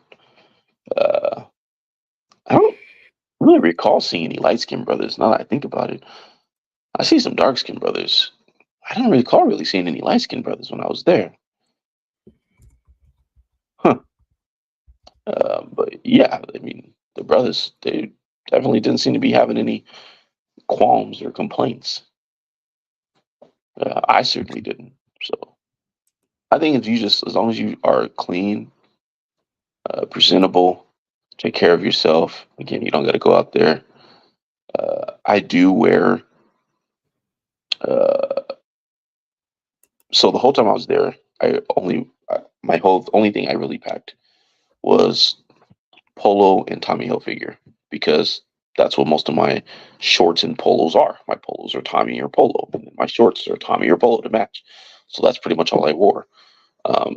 But not in like I'm flexing, I'm flashing. It's just that's what's in my wardrobe. So for warm weather, and as long as you're presentable, clean, you don't be out there wearing Balenciaga or Louis Vuitton or none of that. That's one's stupid. Not stupid in the sense that I think they're gonna run up on you and you're gonna get got, but just stupid in like, why are you doing that? Like, what's your objective here? Stupid. Um, yeah, as long as you're clean, have good hygiene. Like, man, the woman I was with, dear God, she must have bathed like 2, 3 times a day, every day, every single day. Amazing. Uh-huh. Amazing. Amazing, brother. So, Go on. Mhm. but so yeah, it's yeah, you can definitely. Sorry, did you see Japanese and Korean chicks out there in the Philippines? A few, yeah, I Were they did. I seen some. were they looking at you, brother? Were they No, they were checking for all with brothers? Japanese. They were all with Japanese or Korean men. They were booed up. Like I said, they were like on vacation. So Okay. Hold on. Shout out to Diamond Gem 55 for the support. The majority of girls in the city come from the provinces. LOL, just keep that in mind. Okay. Was your girl from the provinces? yes, actually, she was from uh 6 hours north of Manila, a region called Isabela in north central Luzon. Uh, so that's why we met in AC because it's about an hour. It's about an hour north of Manila, and for her it was about a 5 hour or so ride. So she was like, "Can we meet there?" And I was like, "All right, we could do that." Um, that's the only reason I even went to AC. Um, so yes, she was actually from like a province-ish area. Awesome. Awesome. So let me ask this, brother, right? So a lot of us are looking for wives, brother. Okay.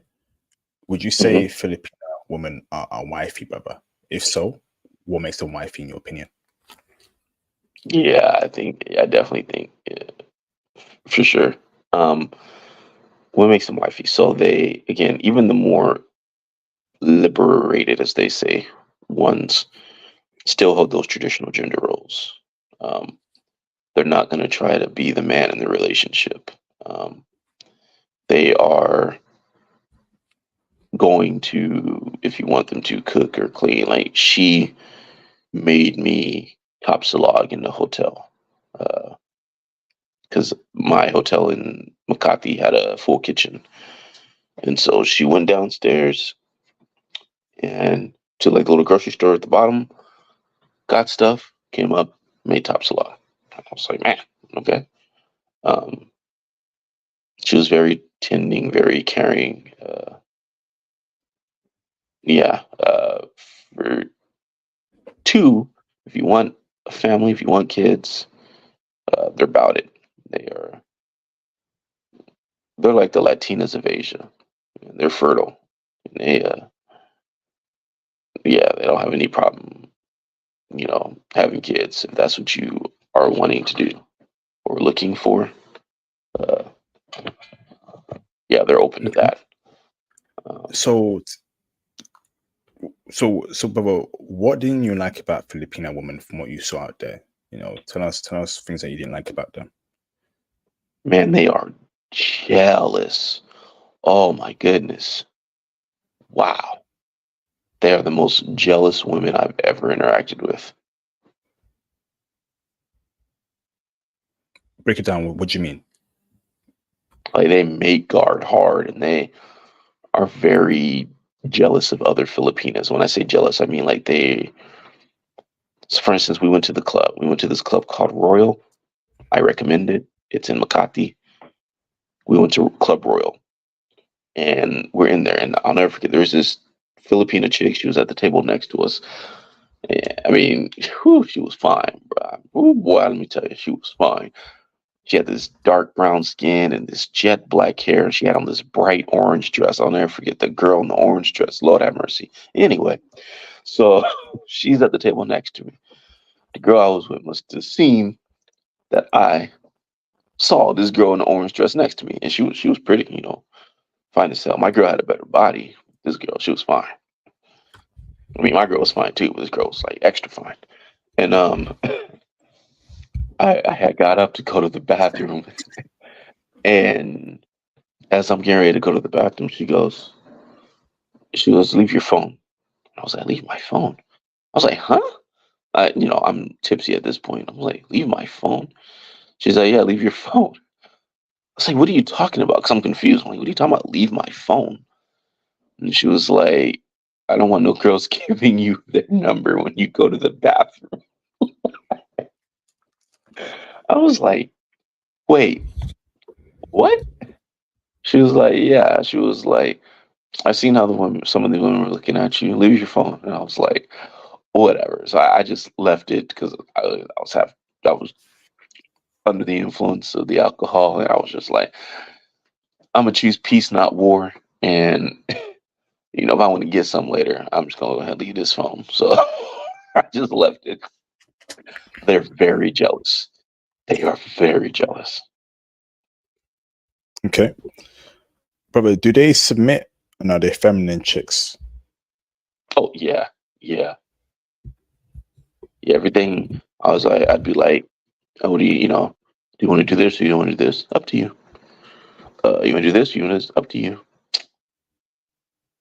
Like everything I asked her was always up to me. Whatever you want, whatever you want. I'm just like, dang girl, I'm trying to like take into consideration your opinion, your thoughts. Well, I want what you want. I'm just like, oh my god. So yeah, very much so. To the Okay, point where we went to the restaurant one day and I was like, you know, she was like, order me something. And I was like, order you something. She was like, yeah, you pick. I'm like, you don't know what you want? She was like, oh, I want whatever you get me. I was like, all right. Like, nice. So, brother, are they so they're also feminine? So girly, soft voices, nails painted, long hair, behave yeah, like a real woman. Yeah. yeah. Oh yeah, especially the long hair. I'm a big fan of the hair. Man, I love that. Man, the Filipino hair is beautiful.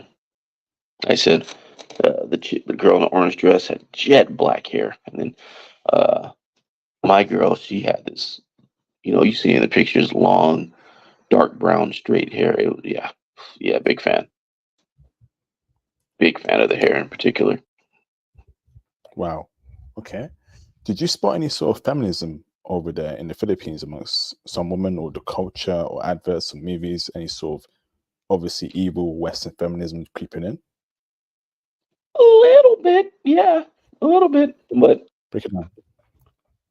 um, I think if I recall correctly, I read something that the Philippines was the only country in the world where the women worked more hours per week than the men. And so I think because of that, they very much, some of them can very much have not necessarily, I don't need no man because I never seen or experienced anything of that nature, but very much I make my own money mentality. Um, but again, I think it's because they apparently, from what I was reading, if that study is accurate, the only country on the planet where the women work more hours than the men. So do they make more money than men in the Philippines? I I don't know if they make more or not, but apparently they work more hours. So again, not certain about if they make more or not, but yeah, but because they're very hardworking women, and so because of that, I definitely seen some elements of I make my own money. I don't need a man's money, etc. Okay. Despite that, brother, if that same woman says she don't need a man's money and she finds a man to date, is the man paying for her dates, for her food during dates, or is she going 50-50? Did you ever go Oh no, you 50-50? paying? No, Okay. you paying? Yeah, she didn't pay for anything when she was with me, nor did I expect her to. You know, I take that back. She actually did pay for some stuff, but she like chose to, and it was just faster. So she did actually pay for some stuff, but Did it wasn't you on some like, oh, I can pay it for her myself. It was just she was there, so she paid. pay for her nails, her hair, her phone bill, her part of her rent? Did you go that deep? No, nope, I did not. Just buying her food during dates and that's it, brother. So I paid for her ticket to. So she was with me the whole, well, most of the time. So I paid for her ticket from Clark to Boracay, and then from Boracay to Manila, and then from Manila back home to Isabela. That was for all of those, maybe 300 US for her airline tickets. So I'm like, okay, that's nothing. Um, and then yeah, whenever we went out, I paid. As far as like we went to the restaurants or whatever. Yeah. Okay. Okay. Awesome, brother. Awesome. So, hmm, let me ask this, brother, right? So, Mhm. age gap, not an issue there, which is great. Yeah, Um, no, I'm 37. She's 25. oh, okay. Nice. So, Perfect. and when I first Um, sent her DMs, she at first said I was too young for her. I was like, what? what?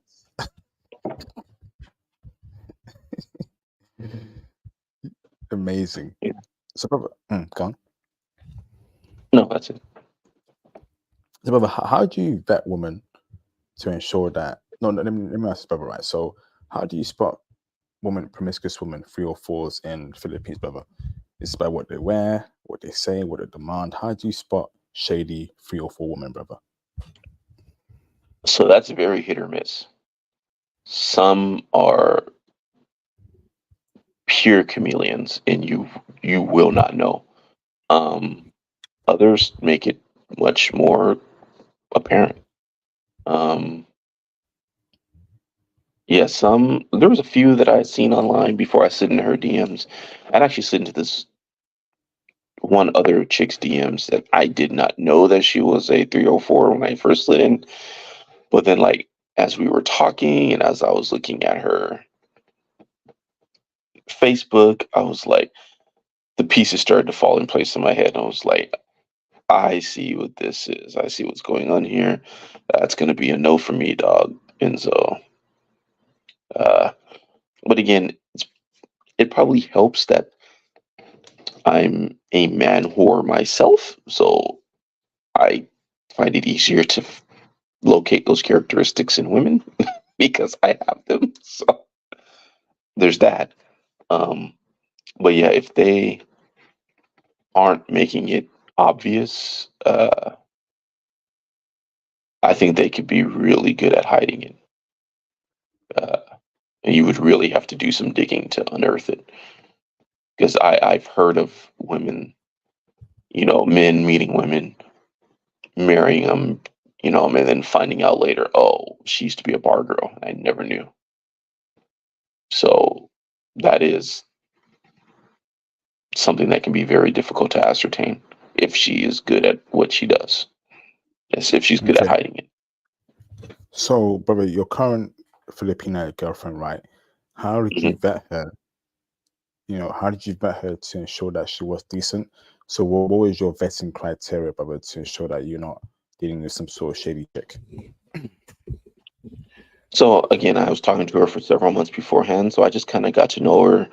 I would ask her questions in the beginning, and then I'd circle back around and re-ask those same questions or reword those questions in a different way, weeks or months later to see if the answer had changed. I would see, what are you doing? XYZ, just kind of getting to know her. But a big part of it for me was the whole circling back around and re-asking those questions and asking the same question multiple times in different ways to see if there were changes in her answer. Okay. Can I ask what specific questions you asked her? Like, give us one or two. So it might be something like, oh, so what were you doing? What were you in school for? And she'd be like, oh, I went to school for, I think for her she was a medical technologist, if I recall correctly, was what she went to school for. And then I circle back around a few months later and be like, oh, so what was your certificate or what is your job again? Or like, what school did you go to? Like, I can't think of any specific questions I asked her because it was just kind of in the flow of the conversation. But I would ask her something and then, sometimes I would even write the answer down just to see if it changed. Um, because sometimes, like, when they'll forget what they told you the first time. So when you circle back around, their answer will change. Okay. So, brother, what about male friends, brother?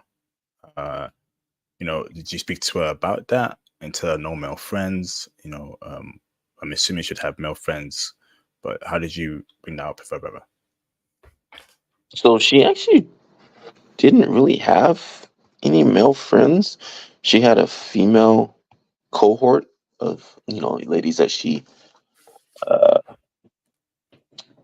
would use, or not use, but like her friend group, and there were no males in it. And I was on her Facebook page. I'd look on their Facebook page, to see. I might be like, oh, who's this? Who's that? How do you know this person? How do you know that? And again, looking for changes in those answers, acting like I forgot. Sometimes she'd be like, I thought I already told you that. I'm like, oh yeah, maybe you did. Maybe I forgot. Whatever. Um, so yeah, she didn't really have male friends going in. Okay. Good stuff, brother. Brother, what about girls' trips? Did you discuss that with her and tell her no girls' trips to Jamaica, Barbados, or Korea, Japan? Because you know what happens in girls' trips already. Has that been discussed with her? So that's not really something we discuss so much. Yeah, that's not really something we've discussed too much because most Filipinas aren't taking trips like that. They just don't have the money. Uh, they just don't have the money, to be frank. And then the ones that might have the money, it's a difficult visa process for a lot of Filipinas, especially Filipino women.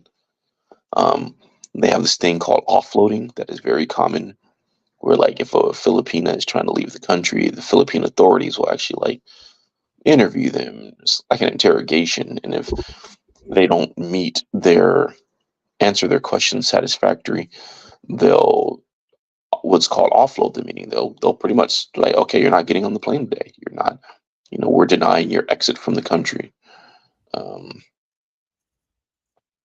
so I don't think girls' trips is really a concern for Filipinas.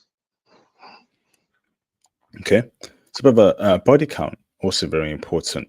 From your observations there, brother, what would you say the average Filipino woman's body count would be? Would you say they got low body count on average, high body count, and can we find virgin women out there? And where would we go to, in your opinion, to find virgin woman, brother? As far as virgin women, I'm not entirely sure. I, I've heard there's versions there, yes. Um, but where you would go to seek them out, like I don't think there's a specific place. You're probably more, yeah. I honestly don't know because I've heard that people think that go to the province, you'll find a virgin, which it's possible, but from my understanding, also in the provinces, because there's not a whole lot to do, they do each other sometimes. So that may not be your best if you're looking for a virgin. Uh, Man, from my experiences, Filipinos probably tend to be on the lower side for body count. Um, but a virgin, I don't know if you'll find a virgin. You'll find a low body count chick, yeah, yeah. But virgin, because it seems like a lot of them, most of them, have at least been with one Filipino guy, which makes sense. So I Okay. don't know about a virgin though. Thank you, bro. Shout out to Mr. Diamond Jim 55 for the support. This whole white preference thing is just it's just that. It's just that, a preference. It's not necessarily a rejection of black men. Keep in mind that the numbers favor white dudes. Flip it, and it will be reflected in the numbers. And that's a problem there, Diamond Jim. The numbers favor white dudes.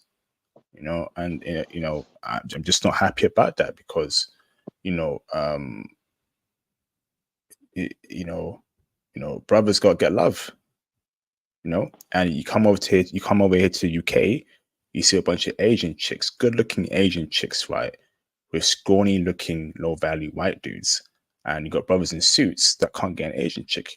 You got brothers with chemistry degrees, brothers with biology degrees, brothers with finance degrees, accounting degrees, right, that can't even get an Asian woman to look their way, and they're in a suit. They got a nice haircut, they look clean, they smell good, no diddy, right? But I'm just saying in general, but they're dressing, clean cut, right? And they can't get a chick, an Asian chick. What's going on there? What is going on there? You know? They And can't that's get my an point, Asian bruv. They can't get one, bruv. in the Philippines. In the West, bro. I'm speaking in the West, brother. Oh, okay. I was confused. I was like, if you can't get one in the Philippines, I don't know what you're doing. But okay, in the West, I I don't know. You I know? haven't really had issues getting Asian. It's hit or miss with Asian chicks. I will say that. Mm, But like my last in the States, I was with a Chinese, a Vietnamese, and an Asian chick in the last year. I'm sorry, a Filipina chick, not in the U.S., not this one in the Philippines, in the last year. So I mean, it's thing is though, right? It's not constant though, brother. It's not like, let's say you break up with that week, you can get another Asian chick the next week. It may take you 5 months, brother, to get another Asian chick because obviously, I'm not saying all Asian chicks don't check for brothers, but there'll be one or two that do. And then hopefully it goes well with that Asian chick, right? But with these white boys, right? Asian chicks are in their rotation every flipping day. It don't work out. This Asian yeah, chick, next week another Asian chick. I've noticed that, brother. Like it's just like it's flipping annoying, bruv. Because we brothers out here in suits, man. Brothers looking clean cut, and these Asian chicks, right, don't check for us in the West like that. But this is me referring to back when I was dating in the West, right? And I speak with brothers. I speak with brothers, right? I mentor with brothers in the UK, and they're thinking they want an Asian chick, but they're thinking they can't. They're like they tell me IP they can't get an Asian chick. They can't get an Asian chick, bruv. And that's my point there, brother. You got know, you. you know, um, Yeah, it has to be racism, brother. Because if you're a black man, right, you got a chemistry degree, you're in a suit, you got a nice haircut. Okay, you are at your peak of your powers, right? And Asian women ain't checking for you for some odd reason. that's just gotta be racism, brother. Because if they see your skin color, you're too dark or whatever, they want nothing to do with you. But I see them with scrawny looking white boys every flipping time, bruv. You know, it I don't has know. to be because they see dark skin. They don't want nothing. They don't want to touch us. They don't want to be near us. It's weird, bro. It has to be that because we out here in suits, man. Clean cut. Yeah. It's insane, bruv. And that's why this passport, bro, stuff, right? It means the world to me, bro. It means the world to me. Y'all can't take this away from us, man. You can't take it away from me. It is saving, bruv. I'm gonna put you on mute there, brother. That sounds a bit private. What's happening there? But yeah, that's what I'm saying, bruv. Intellect, let me know in the private chat if we're good to carry on. All right, so wait for Intellect to sort that out. Give him his privacy over there. But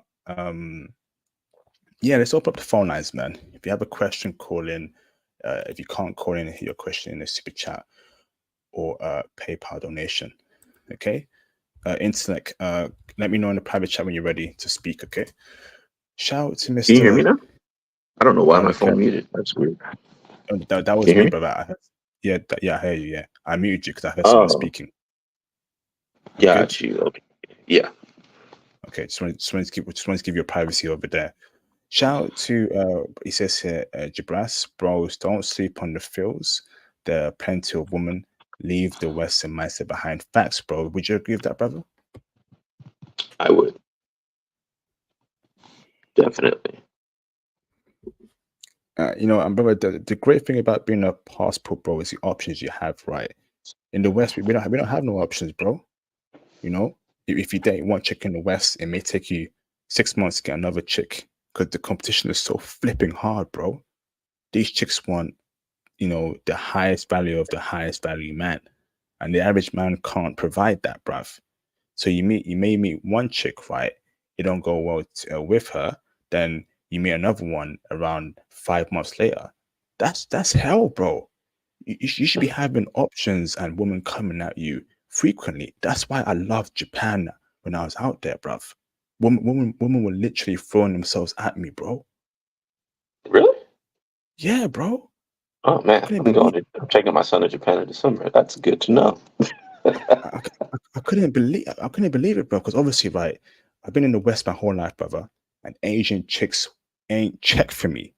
So Japan, even though Theo told me IP, you're gonna do out there, even though brothers were telling me IP, you're gonna do well out there. I was a bit scared. I was thinking, okay, I'm a dark skinned black man. I'm a dark skinned black man. Okay, how will these Japanese women perceive me? You know? Then I go to Japan, and I kid you not, the first day I'm on the train to my hotel, Japanese chick in a suit smiling at me repeatedly. I'm like, what the fuck is this, bro? An Asian woman smiling at me? An Asian woman smiling at me?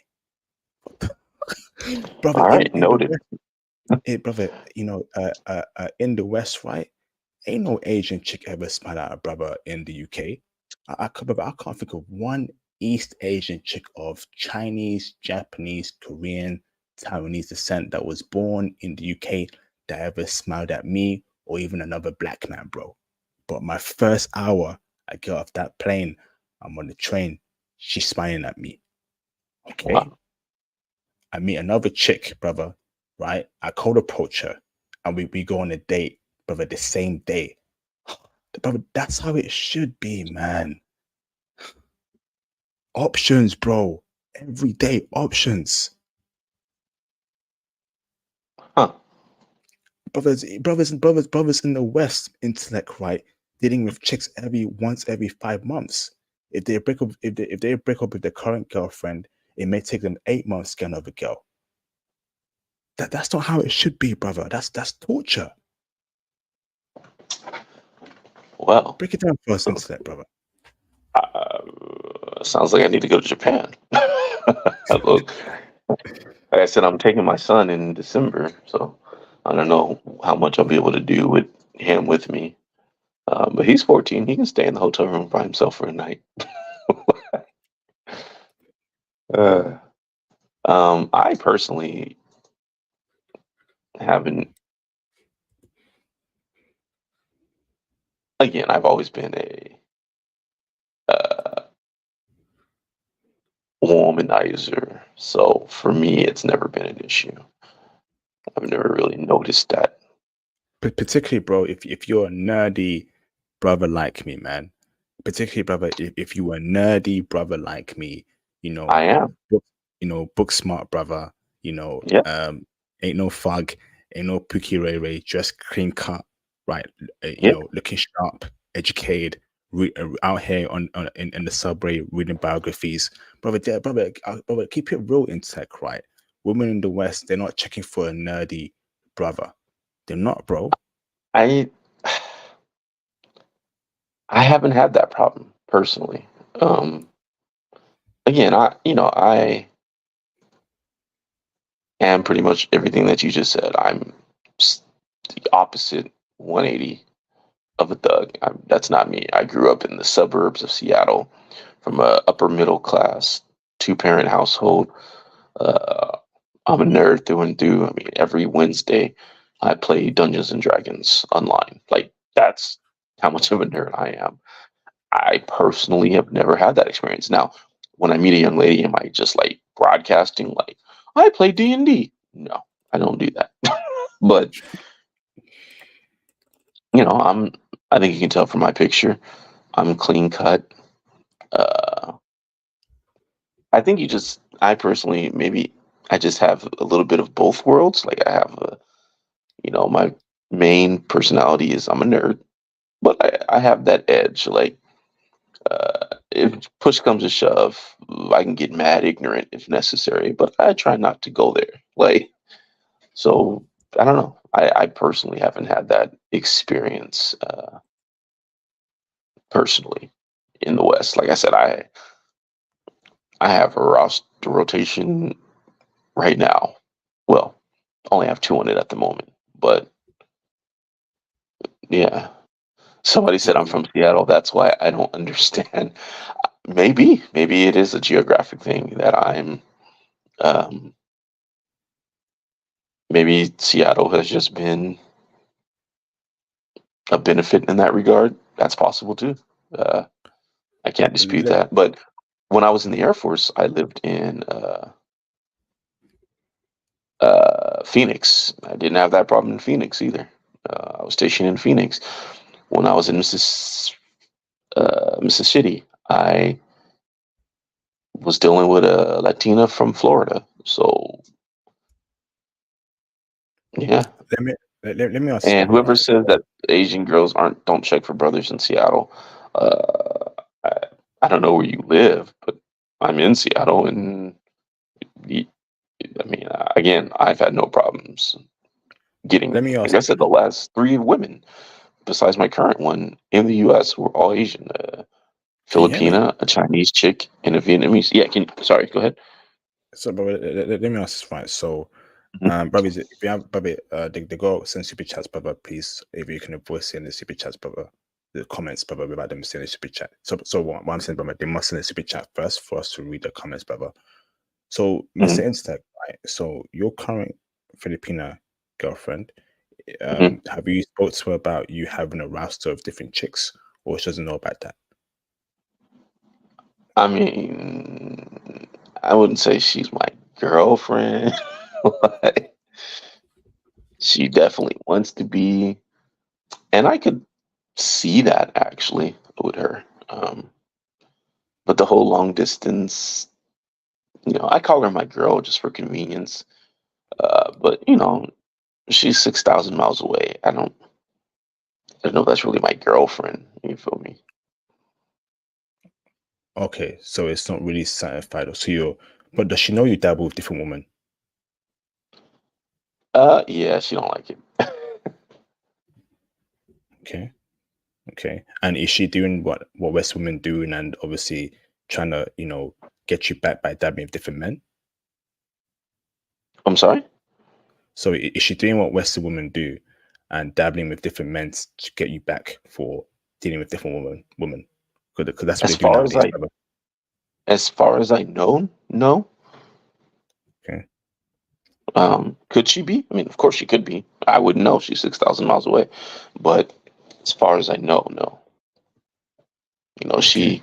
she works and she's like available pretty much whenever I call.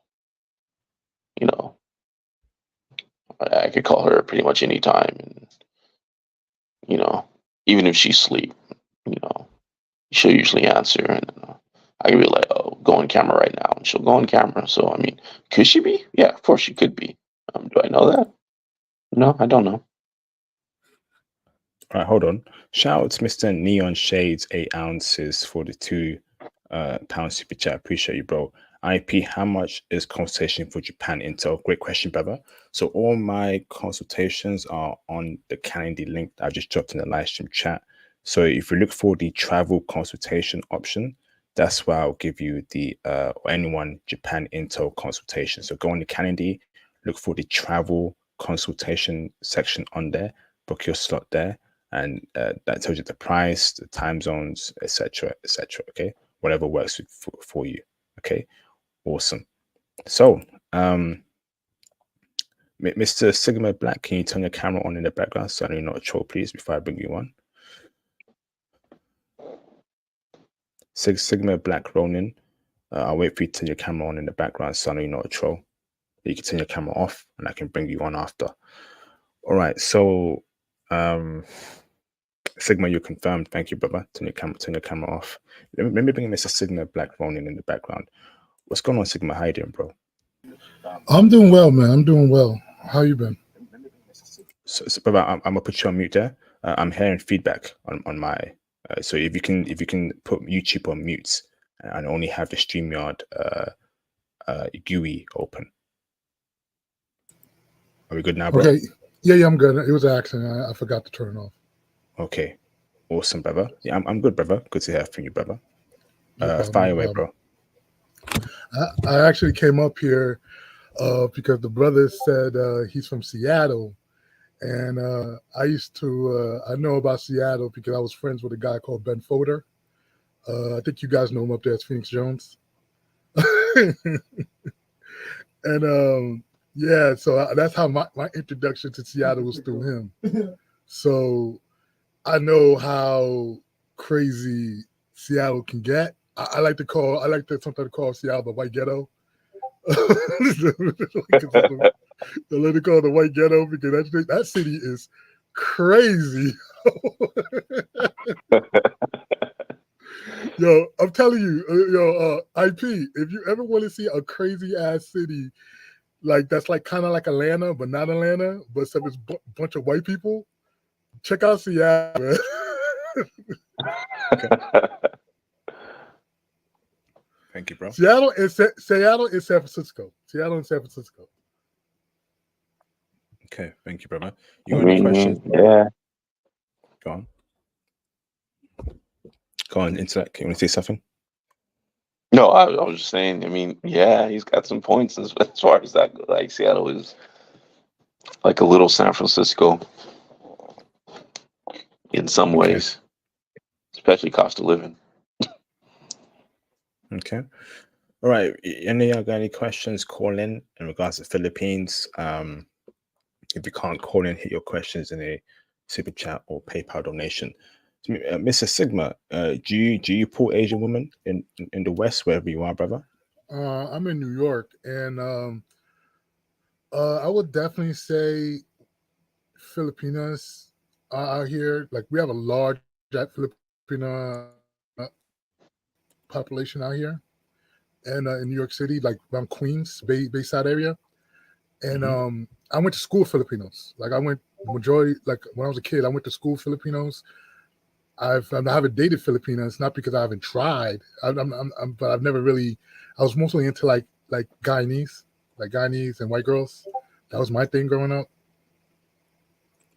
Okay. But now as an adult, I do like Filipinas. I'm saying now as an adult, I do like Filipinas. What about the East Asians, women in flipping New York, brother? Are they checking for brothers? Are they checking for you? The Japanese New Yorkers, Chinese New Yorkers, Taiwanese New Yorkers, South Korean New Yorkers. I know there's a huge South Korean and Japanese, Chinese community in New York. Are they showing love to brothers, or are they all with white boys? Actually, majority of Asians are married to their own out here. There are some who are married to white guys. It's not at the level of, say, California. Like California is the epicenter. Like you run into half Asian Hapa, what do they call themselves, Hapa, all day on the West Coast. But from my understanding, when I met a Hapa out here in New York, he broke it down to me. But here in New York, for the most part, I always see Filipinos like sticking together. I see 8 Chinese, mostly immigrants, sticking together. I have seen Asian women with white men, but I can only count from my memory, my own memory, at least 5 times. I've seen that. How many times the brothers? I know one. Just one? Just one, because the guy I was friends with in college, he's half Chinese, and his parents was black man and 8 Chinese woman. So that's the only one I knew at the time. But I know there's more, especially in Queens. I know there have to be more. No. When I was in Astoria, when I was going shopping in Astoria, I did see a Pookie with his Chinese girlfriend. Okay, man. Thank you, bro. Much appreciated. Okay. If you have any questions, call in. Ramel, he says device is not connected, bro, so I can't bring you in there. If you are Ramel, I'm not a troll, so if you can fix that, Ramel, please. Thank you very much.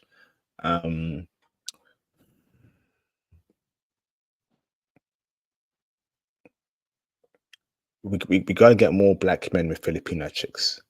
And Miss Intellect, right? I'm proposing something very powerful, Intellect. I want to get a million black men, right, to move over to the Philippines, impregnate a million Filipina women, and have many babies with them, brother. Brother, is it possible to get a million black men over to the Philippines, brother? 1 million? I'm gonna go with no on that one. Just because I don't know if the Philippines would allow 1 million of anyone to just come over all at once. I don't know if any country would go for that. That's like short of like a wartime migration. I mean, everything. Yeah. No.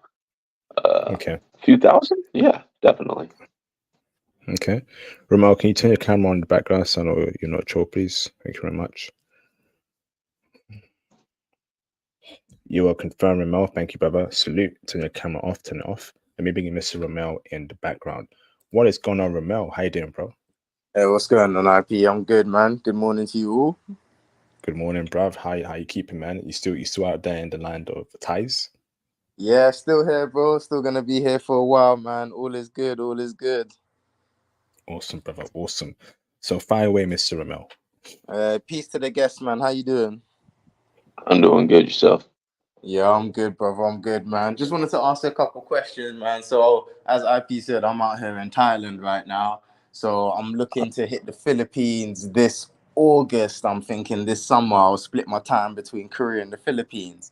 So, my first All question, right. brother, is over here in Thailand, I know the language barrier is an issue. That's not really an issue in the Philippines. Most of the people over there speak English. So what I'm seeing over here in Thailand, because of the language barrier, most dudes have to rely on trying to find the limited amount of girls that speak English. So that usually leads to, I see dudes dating a majority, I'm not even gonna lie, a majority of dudes are dating low tier quality women. They're either not that attractive, a bit overweight, or they're professionals and they're renting them. In the Philippines, keep it real with me. Do you see a lot of brothers with dime piece, young, beautiful women? Is that something you see often in the Philippines? I mean, I was, but do I see it often? No, because I don't see many. I didn't see many black men, period, in Oh, the Philippines. Um, okay. yeah, there weren't many of us that I saw, at least. So, In a and way, there's that could be no. a good thing. That could be a good thing because what I'm seeing here is Thailand's overrun. It's overrun with foreigners. So for the Philippines, I know they have foreigners, but is it as overrun with Thailand, or is it kind of cool where you can go there? It's not overrun with foreigners. You can like set up life there. What do you think? It depends on where you're at. There's some places in the Philippines like Boracay where you're going to see mostly foreigners, Okay. and then there's places like Manila where you're going to see mostly Filipinos. Now, yeah, it's the big city. Yeah, that's where most of the foreigners are going to end up. But the city's so big that um, you're still going to see mostly Filipinos. So, I Respect. don't, I wouldn't say it's overrun. Yeah, that's perfect. That's exactly what I'm looking for. It sounds like the Philippines is more my speed than Thailand. And in your opinion, brother, like I know it's hard to generalize, but overall, last one for me, would you say with Filipinas that's more temporary pleasure, have a good time, or is there potential for more meaningful, deeper connection there?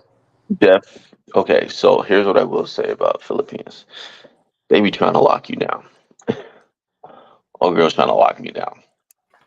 Like, she's trying to, like, yeah, she's trying to lock me down. So I think if you're looking for a wife, then if you want a wife, then yeah, you'll be just fine in the Philippines. Sweet man. I only have two more questions and I'm done, bro. So second to last one. What's the ease or the barrier of entry towards the visa status over there? What different visas are available? For example, it's pretty easy to get stay here in Thailand. They have student visa, language visa, Muay Thai visa. There's so many different avenues to get stay here. Is it as easy in the Philippines or is there more of a challenge? What options are there? First of Briefly, all, though. there's a Muay Thai visa. Yeah, What? bro, it's pretty new. There's a Muay Thai visa. You can get residency here for like 3 to 6 months just to say you're training Muay Thai. Hold up. Anyway, I know that's not the topic, but we not just skip past and like you did just say what you just said. Wow. Okay. Um. I, so from what I've heard, for Americans at least, I don't know. Based on your accent, I don't think you're American. Where are you from? British, yeah, from London. Yeah, that's what I. So I don't know how it is for British, but for Americans, from my understanding, it's very easy to get a visa in the Philippines. Sweet. All right, man. I'll do my due diligence. And the last one for me, brother. So for me over here in Thailand, I see there's beautiful women, but I wouldn't say that the ratio is crazy high. Like when I'm walking around, I'm not jaw dropping all over the place as compared to when I was in Korea. I was more jaw dropping a lot. Like the ratio of beautiful women is quite high. What's it like in the Philippines? Is it like average, or is it? Would you say on average the beauty standards quite high over there? I've never been to Korea. I would say it depends on what you like. I Slim personally thick, slim thick and like. cute. Oh, then you'll be fine in the Philippines. Okay, sweet. Yeah, yeah, I think you'll be fine in the Philippines. Again, you're gonna come across ugly ducklings, of course, but you know. Um, and also, I did actually want to say something to you about. You were asking me about virgins. So Yes. my girl, for like, just call her that from. She is actually a single mother. Now she had her son really young. She had him at like 15, I want to say, right? And it's actually not, unfortunately, as uncommon in the Philippines. That's why when you were talking about a virgin, I was like, I don't know if I'm going to be a virgin. They have one or two partners. Yeah. Virgin? I don't know. But here's what I will say. Yes, she's a single mom, but she sent her son to live with his father. And when I asked her, I was like, oh, like what? This will not, as I was getting to know her, I was like, what made you do that? And she said, her son is 10, going on 11, and she said, "I've done everything for him that I can. He needs a man in his life. He needs his father in his life. There's nothing more for him that I can do to help him become a man." And she sent her son to her father, and I was like, "Huh, wow, that was." I just can't even imagine an American or Western woman saying anything like, over here they'll be all like, I'm dad and mom or whatever they say on Father's Day. But yeah, no, she was like, I sent him to his father because he needs a man, and I'm not a man, and I can't teach him to be a man. I can't raise a man. And I was like, huh, okay. So there's that as well. Like, that's surprised me. Okay. Hold on. Shout out to Mr. Pooh for the support. Thank you, brother, for the support. Number one, how much did game play into your dating life? So that's a question for you, Intellect. Filipino body types compared with other Asian women. LOL, is that my brother Ramel? That's Ramel in the building, indeed. Fine way of answering those two questions there for us, Mr. Intellect. Okay, how much did game play into my dating life in the Philippines or in general? If you mean in general here in the U.S., yeah. Her again, like I said, and other women that I talked to several online before I decided on one, and she's the one I decided on. And yes, I mean, there were some that were not, didn't have a kid, were not single mothers, but I still chose her because she had other qualities that I was like, okay, yes, this is and I also have a son myself, so it's like I'm not as what's the word? I guess strict on. If she has one, I'm like, I have one. I kind of feel like I'd be a hypocrite if I was like, oh, I don't know. And he doesn't live with her, so I'm just like, I didn't really hold that against her given those circumstances. But with that, I don't think I used any really. I mean, game for me just kind of flows, I guess, in a way naturally. But it's not like I was like laying it on thick. Like I said, I'm kind of a comedian when it comes to the ladies, so like I had her laughing and stuff, but I wasn't laying it on like I have done in the U.S. before. Body types, I think that they have nice bodies. Again, I like slim petite women compared to other Asians. Besides maybe Korean women, I think Filipinos have the best body types. Besides maybe Korean women, I like the Filipino, like again because their body types run the gamut.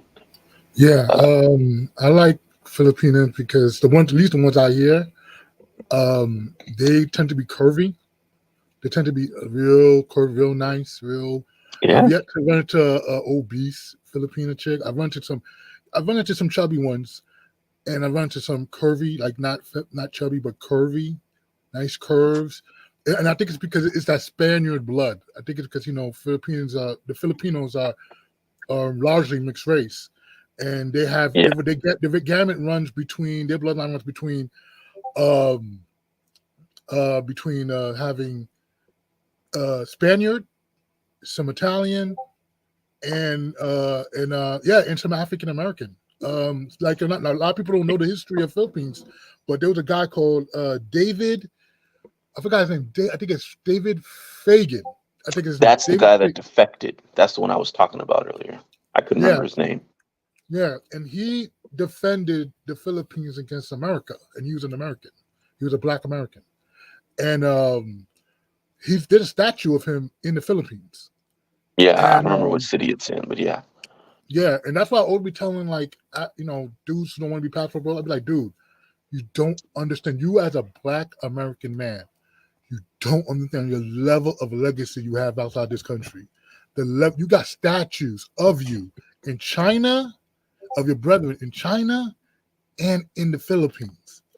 Like, stop thinking like this is where your legacy, only your legacy is, because you've done the work of traveling across the world. You even have, there's even Black descendants in Vietnam who are finding their way back to their brothers, their sisters, their cousins. They're finding their way back to the South with the Vietnamese accent, and you're like, he's saying that, oh, that's my dad, and then you hear this story, and then you're like, what? Your dad had a kid in Vietnam. The mom that and then he got transferred out. The mom got pregnant. There's so many stories like this. There was no abandonment. The idea of abandonment is low when it comes to these stories, because the mothers were, after having some time, a lot of the Black GIs were in their footprint across was always nomadic. They were doing one place to the next, another place to the next, but they were fighting a war. So when they get up, they would get sometimes get downtime. They get 3 days downtime in an area. They want to have some fun, and the next you know, they're gone. They get their papers. They're gone. They're off to the next battle zone in Vietnam. So and sometimes dudes never even made it home. A lot of brothers didn't even make it home, and they never even knew how they had kids. So, sometimes they go and they know their father's name, and then they find their brothers, their sisters. These stories are crazy, bro, and not crazy in a bad, but fantastic. Just the ability that this person puts in, these people put in, to find their Black heritage, they're part of their Black heritage through their family, and how Black Americans open their arms up to their half brothers, half sisters from Vietnam or the Philippines. Come on, man, that's beautiful, man. Like, you guys have a legacy. I'm talking from Haitian, man. I look at y'all, I go, I got a legacy outside this country, and y'all talking about America, like yeah, y'all gonna live and die in America, and like on some shit. I mean, I get it, but it's like, y'all gotta think bigger. Y'all gotta think bigger, man. Y'all got skin in the game in other countries, man. Language, please, brother. Yeah. Oh, I'm sorry. My fault. Yeah, but not all good. But I feel the passion, bro. Just keep it PG, please. But yeah, it's facts. You want to chime in there, Mel or Intellect, on his point? I mean, no, he's speaking facts. Like, yeah, I agree with what he said. Like I said, I didn't, when I was over there, I didn't experience anything crazy.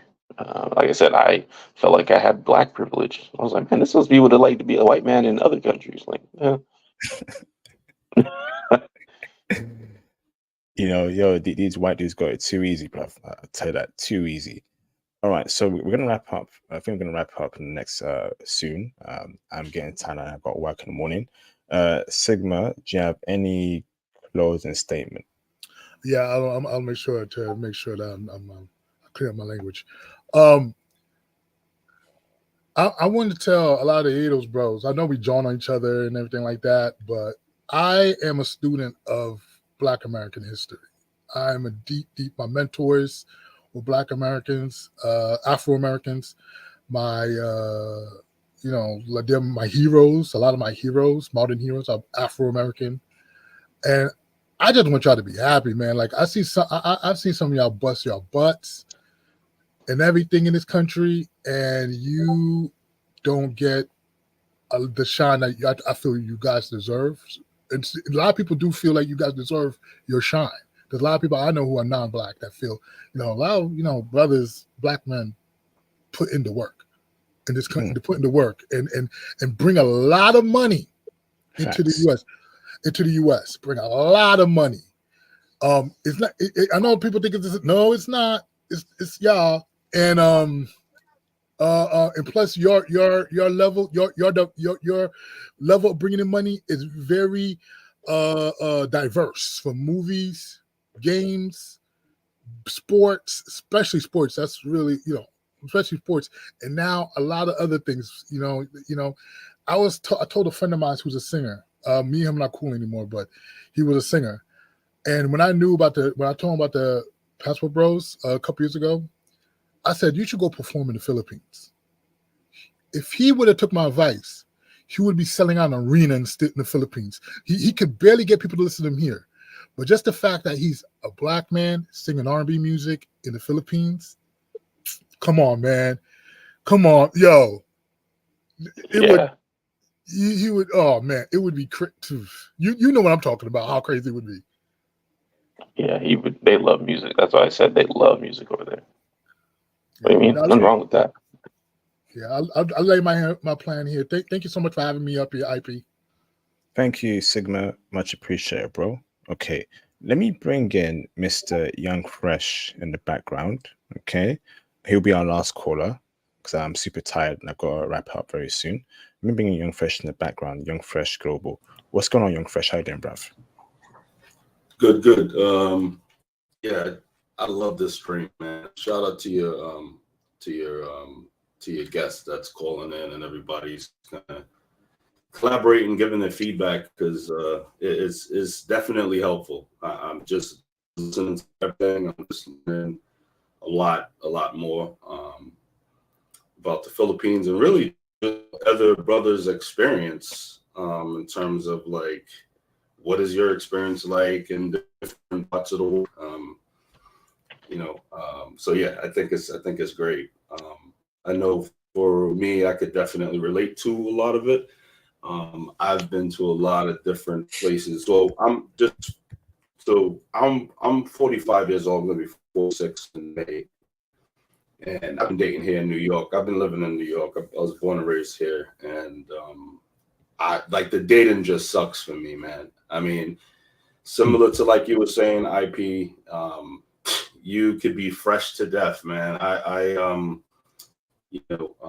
try to go and get, the barbers every week and try to get, the shave ups and I, be outside. And some of these chicks, man, they're just like, they're really westernized, man. That's why I really love your channel, because I could listen to other brothers, I could listen to other people call in and kind of, and then, because I was actually thinking there's something wrong. I'm like, damn, man, am I like, is it like, I mean, are you ugly? Are you ugly? On, I felt that way, bro. Are you uglier than Shrek? Yeah, I mean, I'm just being honest. Like, I actually feel happy that I'm listening to brothers, and I'm like, damn, they're actually going through the same shit I'm going through. I started feeling a little bad for myself because I said, damn, man, I got to fly all the way to freaking to the Philippines just to try to get love. But that's the type of love that I'm getting, and I love it. And not even just the Filipinos. I just love the country too, man. Just to really talk quickly on the country, I know we don't have that much time, but I just love the way people treat me there as a black person. Like, they don't care. I don't feel like, I mean, of course, I think racism exists everywhere, even here in New York, everywhere. I think racism is everywhere. But what I will say, from my experience, I have never been to a country that I said, let me extend my visa. In the Philippines, they give you 30 days versus Thailand. Thailand, you have to do a lot of different things to kind of get a visa. With the Philippines is more visa friendly, at least from my experience. I'm not a visa expert, but any time here in New York, I just go to the Philippine embassy here, and I just kind of get the extension. Like, a lot of people wait until they go to the country, but you could actually go to your country. In this case, New York, right here on Fifth Avenue, there's the Philippine embassy. I just go in there and I get that 60-day visa, assuming you want to stay for 60 days. What I want to say is, I have never been in a country where I'm like, damn, man, I don't feel threatened. Like, here in New York, the cops, I just feel threatened here. I feel threatened by even the dudes riding around in Ferraris and stuff, because I know that's what women want here. At least that's from my experience. And I just feel like my experience in the Philippines, man, they don't care. Like, you don't have to wear a Montclair polo, man. You don't have to wear like a Louis Vuitton. I mean, of course, if you want to wear that, you could go ahead and do it. But most Filipinos, they don't even know what Montclair is. I mean, Balenciaga in the province, they're going to be like, okay. Sorry, bro. I'm going to have to cut you off there. I need to wrap up very quickly, but I'm super tired. I've got work in the morning. But brother, I think we should touch base privately, brother. I put my IG in the private chat, so hopefully you reach out, bro. But do you have one question for our guest before I let you go, Young Fresh Global?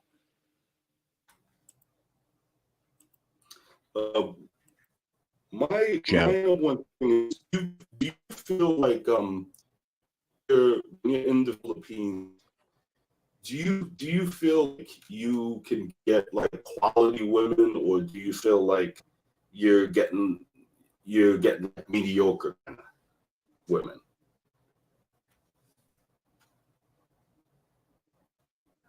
Are you there, Intellect? Intellect, are you there? Can you hear me? Yeah, no, I can. Okay. Yes. Yeah. So, I mean, IPC, my girl, I think she's a nice little baddie. So yeah, you could definitely get attractive women. That is what you asked, right? I'm sorry. Yeah. I feel that way too. I just wanted to make sure it's okay. Yeah. No, I think, and even if she wasn't with me, like I said, I could have got girl in an orange dress. Yeah, you'll be fine. Yeah, as long as you clean. Yeah, you'll be good. All right, awesome. All right, thank you, Young Fresh, brother. Much appreciated, brother. Gonna chop you off there. Read the last super chatting. Right, go to bed. All right, so shout out to Mr. I Am Waffles for the support. How much cash would you need for a 2-week vacation? I think he answered that in the live stream chat. I just saw it a second ago. Okay, thank you both for answering that, Intellect. Shout out to Mr. Diamond Jim 55 for the support. If they're in the West, it's a different dynamic. Yes, indeed. Yes, indeed. Shout out to Diamond Jim again. If they're in the West, the Western woman, you probably don't want them anyway. I wouldn't waste my time with them. Yes, indeed. Yes, indeed. Mr. Intellect, thank you for your time, brother. Classic live stream, Thank brother. you. Thank you. Do you have any closing statements, Bob, before I wrap up the stream? No, not that I can think of. I know a lot of brothers, they didn't like the single mom thing, which, hey, to each their own. But from what I have seen, it's a different dynamic than single moms in the West. Like I said, I'm not telling brothers, yeah, go get a single mom. It's not what I'm saying. But I'm just saying, in my scenario, since I do have a son myself, and when she was like, yeah, I gave him to his father so he could raise him to be a man.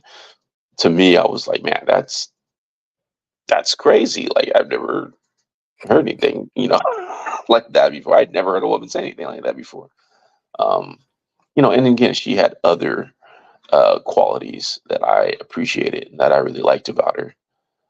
That made me choose her, even though there were younger women. There was one that was like 22, no kids. I could have easily picked her, but this one had other qualities that overall I was like, okay, yes, she's older. She's 20, well, older. She's 25.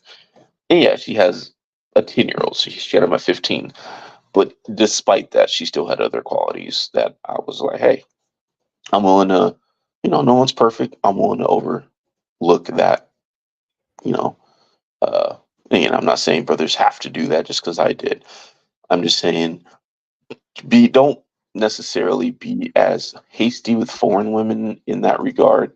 And again, take it on the case by case basis as you would be with Western women. That's all I'm saying. And if you're still like, hell no. Hey, life, it's your life. You only have one to live. Make the decision that you feel is best for you. So, and I felt that despite that, she was, the best pick. She's bad, so hey, that certainly helped. She's Awesome. 5'2", 115, hourglass figure. You've seen her IP. So, hey. Yeah. Yes, indeed. All right. Thank you, Intellect. Appreciate you, bro. Thank you to our guests for this stream. Shout out to the brothers here, the super chat. Shout out for the support, like in the video. And guess what, brothers? Thank you very much. And I'll see you, brothers, on the next video. Peace out. All right, thank you.